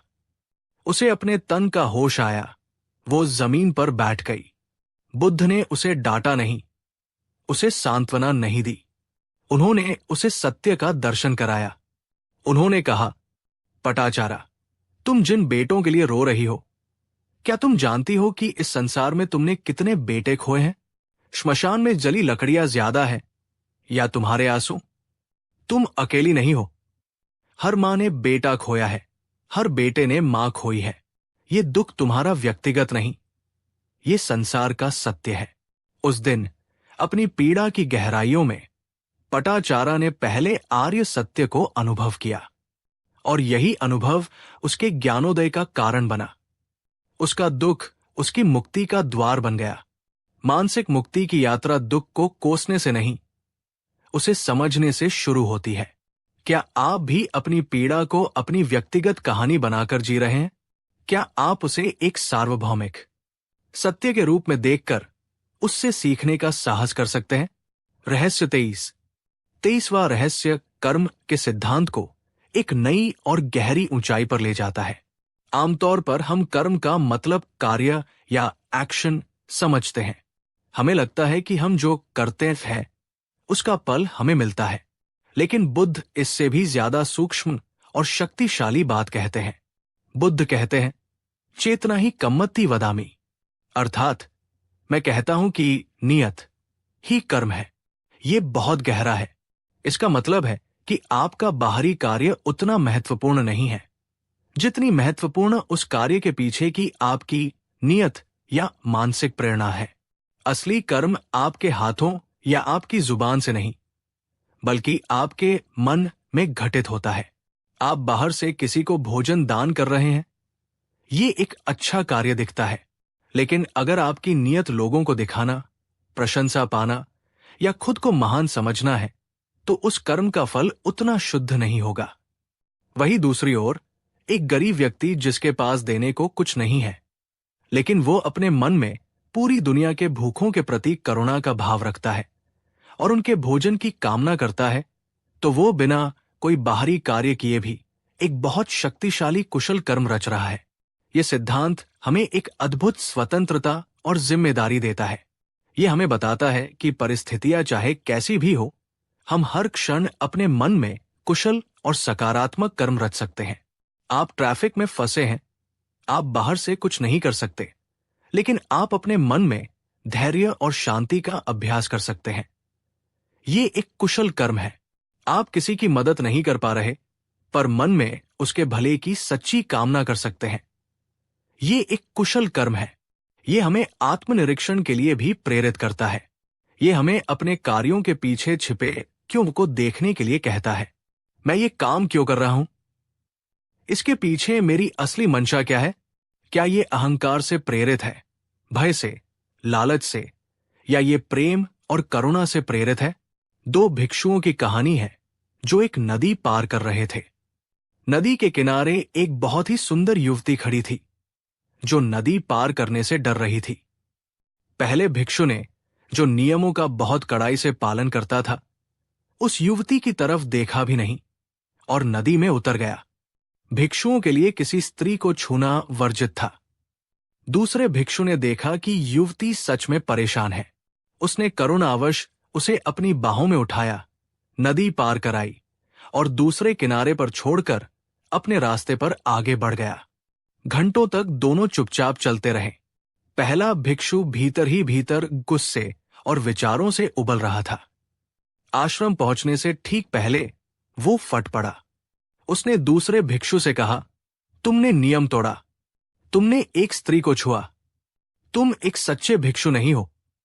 दूसरे भिक्षु ने शांत भाव से मुस्कुराकर उत्तर दिया, मित्र, मैंने तो उस युवती को घंटों पहले नदी किनारे ही छोड़ दिया था। तुम उसे अभी तक अपने मन में ढो रहे हो। देखिए, बाहरी तौर पर दूसरे भिक्षु ने नियम तोड़ा, पर उसकी नीयत शुद्ध करुणा की थी। पहले भिक्षु ने बाहरी तौर पर नियम का पालन किया, पर उसका मन वासना, निर्णय और क्रोध के विचारों से भरा था। बुद्ध के अनुसार असली अशुद्ध कर्म कौन कर रहा था? मानसिक रूप से मुक्त व्यक्ति अपने हर कार्य के पीछे अपनी नीयत के प्रति जागरूक रहता है। वो जानता है कि उसका भविष्य उसके कार्यों से नहीं, बल्कि उसकी नीयत की गुणवत्ता से तय होगा। आज आपने जो भी काम किए, उनके पीछे की असली नीयत क्या थी? क्या आप अपनी मंशाओं के प्रति ईमानदार हैं? अपनी नीयत को शुद्ध करने का अभ्यास करें। यह आपके हर कर्म को एक साधना में बदल देगा। नीचे कमेंट्स में लिखें, मेरी नीयत शुद्ध है, मेरा कर्म शक्तिशाली है। रहस्य 24, हर चीज पर सवाल उठाओ, मेरी बातों पर भी। 24वां रहस्य बुद्ध को दुनिया के सभी धार्मिक संस्थापकों से अलग और अद्वितीय बनाता है।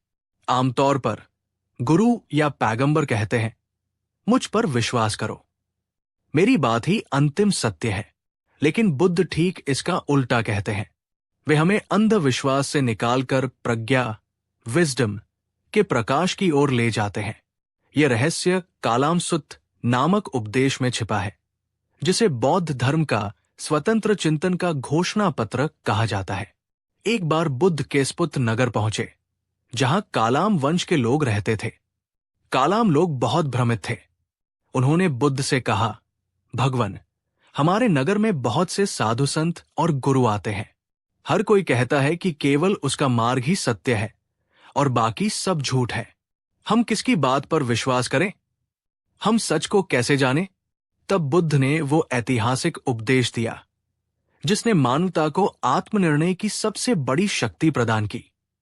बुद्ध ने कहा, कालामो, तुम्हारा भ्रमित होना स्वाभाविक है।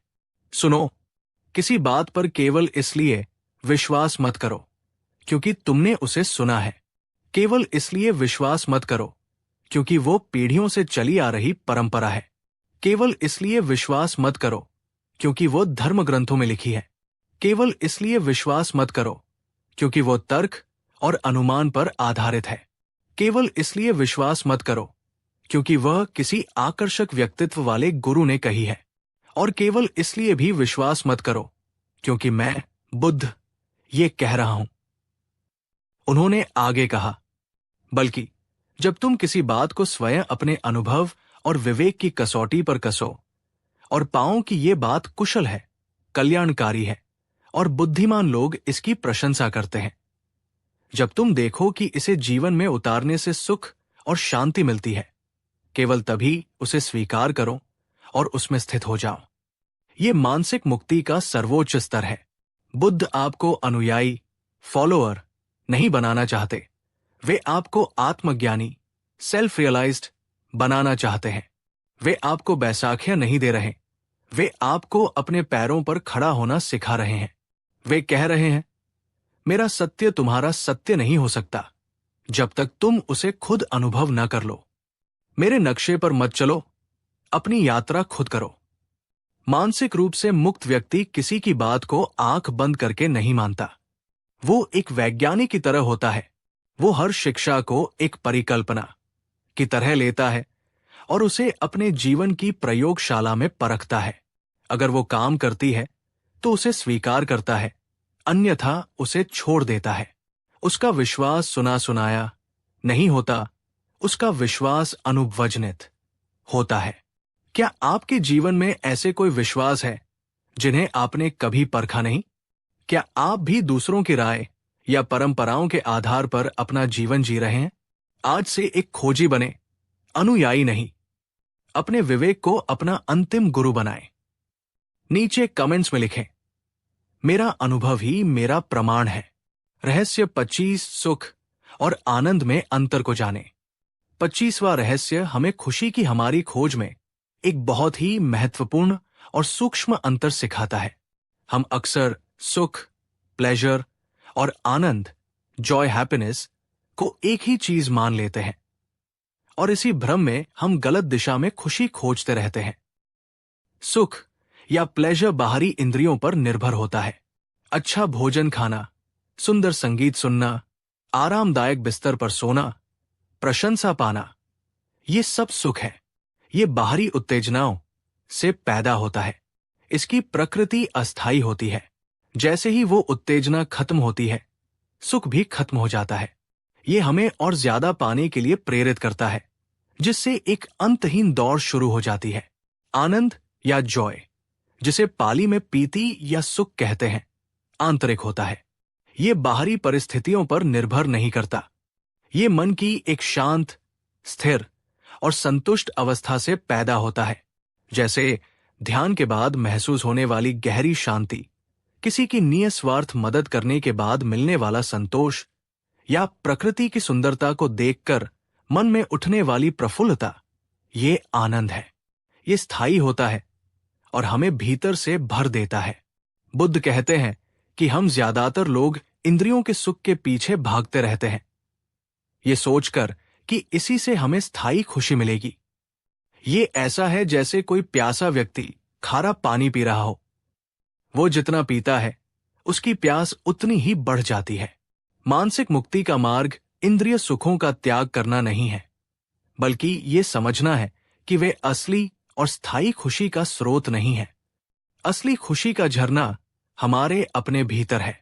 एक अमीर व्यापारी की कहानी है जो हमेशा तनाव में रहता था। उसने दुनिया के सारे सुख भोग लिए थे, सबसे स्वादिष्ट भोजन, सबसे महंगे वस्त्र, सबसे सुंदर महल, फिर भी उसे शांति नहीं थी। उसने सुना कि एक ज़ेन गुरु है जो हमेशा आनंदित रहते हैं, जबकि उनके पास कुछ भी नहीं है। वो गुरु के पास गया और पूछा, गुरुदेव, आपके आनंद का रहस्य क्या है? मैंने सब कुछ भोग लिया, पर मुझे वो नहीं मिला। गुरु ने उसे एक कप दिया और चाय की केतली से उसमें चाय डालना शुरू किया। कप भर गया, लेकिन गुरु चाय डालते रहे। चाय छलक कर बाहर बहने लगी। व्यापारी चिल्लाया, गुरुदेव, रुकिए, कप भर गया है, अब इसमें और चाय नहीं आ सकती। गुरु ने मुस्कुराकर कहा, तुम्हारा मन भी इसी कप की तरह है। तुमने इसे इंद्रियों के सुखों से, इच्छाओं से और चिंताओं से ऊपर तक भर रखा है। जब तक तुम इसे खाली नहीं करोगे, तब तक इसमें असली आनंद की एक बूंद भी नहीं समा सकती। असली आनंद पाने के लिए कुछ और भरने की नहीं, बल्कि मन को खाली करने की जरूरत है। मानसिक रूप से मुक्त व्यक्ति बाहरी सुखों का आनंद लेता है, लेकिन उन पर निर्भर नहीं रहता। वो अपनी खुशी का स्रोत अपने भीतर विकसित करता है। ध्यान के माध्यम से, संतोष के माध्यम से और करुणा के माध्यम से। आपकी खुशी के स्रोत क्या है? क्या वे बाहरी हैं या आंतरिक? असली आनंद की खोज में लगे। खारे पानी से अपनी प्यास बुझाना बंद करें। नीचे कमेंट्स में लिखें, मेरा आनंद मेरे भीतर है। रहस्य 26वां रहस्य हमें वास्तविकता की प्रकृति के बारे में एक ऐसा सत्य बताता है जो हमारे पूरे दृष्टिकोण को सिर के बल खड़ा कर सकता है। हम आमतौर पर मानते हैं कि दुनिया एक वस्तुनिष्ठ, ऑब्जेक्टिव चीज है जो बाहर मौजूद है और हम सब उसे एक जैसा ही देखते हैं। हमें लगता है कि कोई व्यक्ति वास्तव में अच्छा या बुरा है, कोई परिस्थिति वास्तव में सुखद या दुखद है। लेकिन बुद्ध कहते हैं कि ये सच नहीं है। वे सिखाते हैं कि हम दुनिया को वैसे नहीं देखते जैसी वो है, हम दुनिया को वैसे देखते हैं जैसे हम हैं। हमारा मन एक फिल्म प्रोजेक्टर की तरह है और ये बाहरी दुनिया उस प्रोजेक्टर के लिए एक खाली पर्दा, स्क्रीन है। हमारे अपने विचार, हमारी मान्यताएं, हमारे संस्कार और हमारी भावनाएं ही वो फिल्म है जो हम इस पर्दे पर चलाते हैं और फिर हमें लगता है कि ये फिल्म पर्दे में ही है। अगर आपके मन में क्रोध और घृणा की फिल्म चल रही है तो आपको पूरी दुनिया शत्रुतापूर्ण और बुरी नजर आएगी। अगर आपके मन में प्रेम और करुणा की फिल्म चल रही है तो आपको वही दुनिया सुंदर और दयालु प्रतीत होगी। दुनिया नहीं बदलती, आपका प्रोजेक्टर बदलता है। इसकी सबसे शक्तिशाली कहानी है बुद्ध और डाकू अंगुलिमाल की। अंगुलिमाल एक खूंखार डाकू था जिसने 999 लोगों की हत्या करके उनकी उंगलियों की माला पहनी हुई थी। पूरे राज्य में उसका खौफ था। एक दिन बुद्ध अकेले ही उस जंगल की ओर चल पड़े जहां अंगुलिमाल रहता था। लोगों ने उन्हें रोका, भगवन, वहां मत जाइए, वो किसी को नहीं छोड़ता, वो आपको भी मार डालेगा। गांव वालों के लिए अंगुलिमाल एक राक्षस था, एक बुराई का प्रतीक था। ये उनकी फिल्म थी। लेकिन बुद्ध के मन का प्रोजेक्टर अलग था। उनके मन में करुणा और प्रज्ञा की फिल्म चल रही थी। उन्हें अंगुलिमाल एक राक्षस नहीं, बल्कि अज्ञान और दुख में फंसा एक भटका हुआ इंसान दिखाई दे रहा था, जिसमें बुद्ध बनने की उतनी ही क्षमता थी जितनी किसी और में। जब अंगुलिमाल ने बुद्ध को देखा तो वो चिल्लाया, रुक जा सन्यासी। बुद्ध चलते रहे और शांत भाव से बोले, मैं तो रुक गया, तुम कब रुकोगे? बुद्ध के इस अप्रत्याशित उत्तर और उनकी निर्भय करुणामयी ऊर्जा ने अंगुलिमाल को भीतर तक हिला दिया। उस एक क्षण में बुद्ध की दृष्टि ने अंगुलिमाल की अपनी दृष्टि को बदल दिया। वो डाकू से भिक्षु बन गया और बाद में अरहत पद को प्राप्त हुआ। दुनिया नहीं बदली थी, मन का प्रोजेक्टर बदला था। मानसिक रूप से मुक्त व्यक्ति दुनिया को बदलने की कोशिश नहीं करता, वो अपने मन के प्रोजेक्टर को साफ करने पर काम करता है। वो जानता है कि अगर वो अपने भीतर शांति स्थापित कर ले तो उसे पूरी दुनिया शांत प्रतीत होगी। आपकी दुनिया आपको कैसी दिखती है? क्या ये आपके मन की वर्तमान स्थिति का प्रतिबिंब है? अपने प्रोजेक्टर को साफ करें, दुनिया अपने आप बदल जाएगी। नीचे कमेंट्स में लिखें, जैसी मेरी दृष्टि वैसी सृष्टि। रहस्य 27, कुशलता का मार्ग। हर ताले के लिए अलग चाबी। 27वां रहस्य बुद्ध की शिक्षण पद्धति की अद्वितीय प्रतिभा को दर्शाता है। यह हमें सिखाता है कि सत्य तक पहुंचने का कोई एक फिट फॉर ऑल रास्ता नहीं होता। यह सिद्धांत है उपाय कौशल, उपया कौशल्या या स्किलफुल मीन्स का। इसका अर्थ है कि एक ज्ञानी गुरु हर व्यक्ति की मानसिक स्थिति, उसकी समझ और उसकी जरूरतों के अनुसार अपने उपदेश को ढालता है। वो जानता है कि हर ताले के लिए एक अलग चाबी होती है। जो बात एक व्यक्ति को प्रेरित कर सकती है, वही बात दूसरे को भ्रमित कर सकती है। बुद्ध ने अपने 45 वर्षों के उपदेश काल में कभी भी एक ही जैसा प्रवचन नहीं दिया। वे एक कुशल वैद्य की तरह थे, जो हर रोगी को उसकी बीमारी के अनुसार अलग अलग औषधि देता था। किसी को उन्होंने ध्यान पर जोर देने को कहा, किसी को करुणा पर, किसी को वैराग्य पर और किसी को सेवा पर। उनका लक्ष्य सिद्धांत को थोपना नहीं, बल्कि व्यक्ति को उसकी वर्तमान स्थिति से ऊपर उठाकर मुक्ति की ओर ले जाना था। यह सिद्धांत हमें अपने जीवन में और दूसरों के साथ व्यवहार में कट्टर और हठधर्मी होने से बचाता है। यह हमें सिखाता है कि हमें दूसरों को समझने की कोशिश करनी चाहिए, बजाय इसके कि हम उन पर अपनी राय थोपें। यह हमें अपने प्रति भी लचीला होना सिखाता है। हो सकता है जो ध्यान विधि आपके लिए 5 साल पहले काम करती थी, वो आज न करे। आपको अपनी वर्तमान जरूरतों के अनुसार अपने अभ्यास को ढालने के लिए तैयार रहना चाहिए। महायान बौद्ध धर्म की जलते हुए घर की कथा इसका सबसे प्रसिद्ध उदाहरण है। एक बहुत अमीर व्यक्ति का एक बड़ा सा पुराना घर था, जिसके केवल एक ही दरवाजे से बाहर निकला जा सकता था। एक दिन घर में आग लग गई। उस व्यक्ति के बच्चे घर के अंदर खेलने में मग्न थे। उन्होंने आग की लपटों को देखा, पर वे खेल के इतने आदी थे कि उन्हें खतरे का एहसास ही नहीं हुआ। पिता ने चिल्लाया, बच्चों, बाहर निकलो, घर में आग लगी है। लेकिन बच्चों ने उसकी बात नहीं सुनी। पिता जानता था कि अगर वो उन्हें जबरदस्ती खींचेगा तो वे डर जाएंगे और शायद आग में ही कहीं छिप जाएं। तभी उसे एक उपाय सूझा। वो जानता था कि उसके बच्चों को खिलौनों वाली गाड़ियां बहुत पसंद है। वो फिर से चिल्लाया, बच्चों, जल्दी बाहर आओ, मैं तुम सबके लिए बहुत ही सुंदर और नई गाड़ियां लेकर आया हूं। बैलगाड़ी, बकरी गाड़ी, हिरण गाड़ी। जो सबसे पहले बाहर आएगा उसे सबसे अच्छी गाड़ी मिलेगी। ये सुनते ही बच्चे उन गाड़ियों को पाने के लालच में एक दूसरे से होड़ करते हुए सुरक्षित बाहर निकल आए। बाहर आकर उन्होंने देखा कि कोई गाड़ी नहीं थी, पर उनके पिता ने उन्हें एक ही जैसी, सबसे कीमती और सुंदर बैलों से जुती हुई एक भव्य गाड़ी दी, जो उनकी कल्पना से भी परे थी। इस कहानी में पिता बुद्ध है, बच्चे हम अज्ञानी मनुष्य हैं। जलता हुआ घर ये दुखमय संसार है, और अलग अलग गाड़ियों का लालच बुद्ध के कुशल उपाय है, जो हमें संसार से बाहर निकालने के लिए दिए गए हैं। अंतिम सत्य, भव्य गाड़ी तो एक ही है, पर वहां तक पहुंचने के रास्ते हर किसी के लिए अलग हो सकते हैं। मानसिक रूप से मुक्त व्यक्ति हठधर्मी नहीं होता, वो प्रभावी होता है। वो जानता है कि कब बोलना है, कब चुप रहना है, कब कठोर होना है और कब कोमल। क्या आप भी अपने जीवन में और रिश्तों में एक ही चाबी से सारे ताले खोलने की कोशिश करते हैं? लचीले और बुद्धिमान बने। हर स्थिति की अपनी एक अनूठी मांग होती है। नीचे कमेंट्स में लिखें, मैं प्रभावी बनूंगा, हठधर्मी नहीं। रहस्य 28 निर्वाण, आग का बुझ जाना।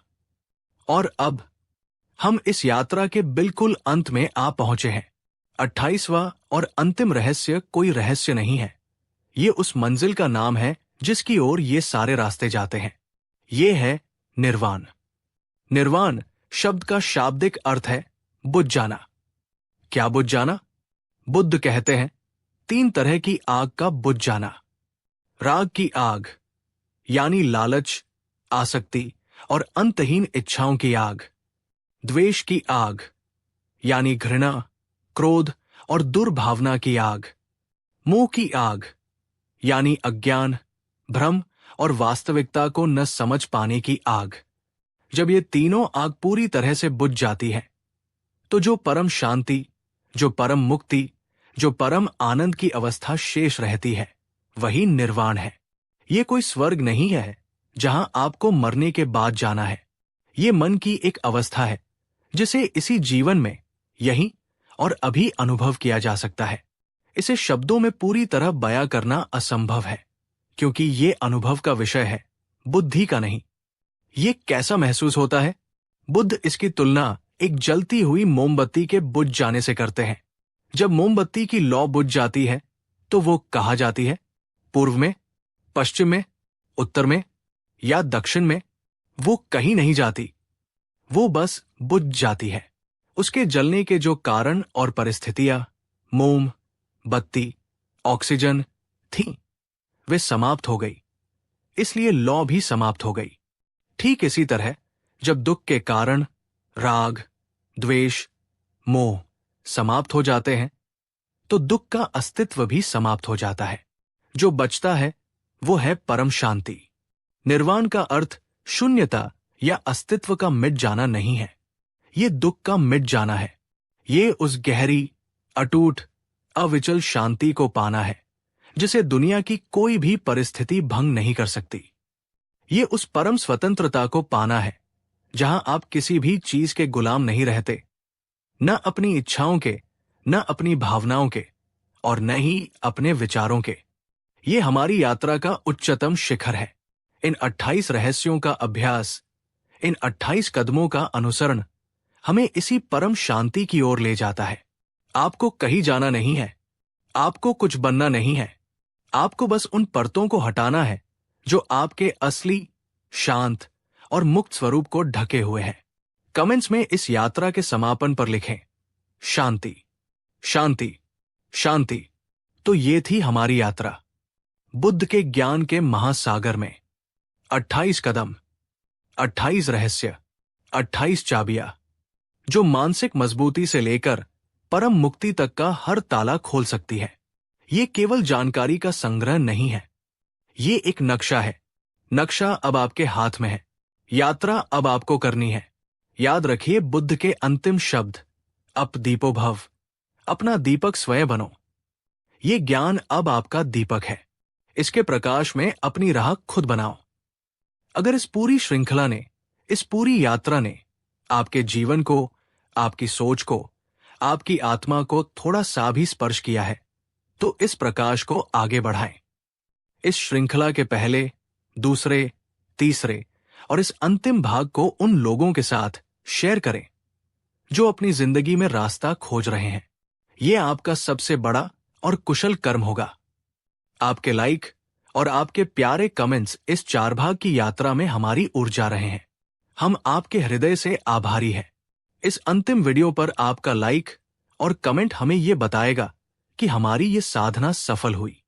और अगर आप हमारे साथ हैं, तो ये सुनिश्चित करें कि आपने चैनल को सब्सक्राइब किया है और बेल आइकॉन दबाया है, क्योंकि यात्रा कभी समाप्त नहीं होती, बस पड़ाव बदलते हैं। ज्ञान के नए पड़ाव पर हम जल्द ही फिर मिलेंगे। अंत में केवल 3 चीजें मायने रखती हैं। आपने कितना प्रेम किया, आपने कितना सहजता से जीवन जिया, और आपने कितनी गहराई से उन चीजों को जाने दिया जो आपके लिए नहीं थी। गौतम बुद्ध, अब जाने देने का समय है, अपनी सारी चिंताओं को, सारे बोझ को और इस यात्रा से सीखी हर बात को भी बस अनुभव में उतरने दे।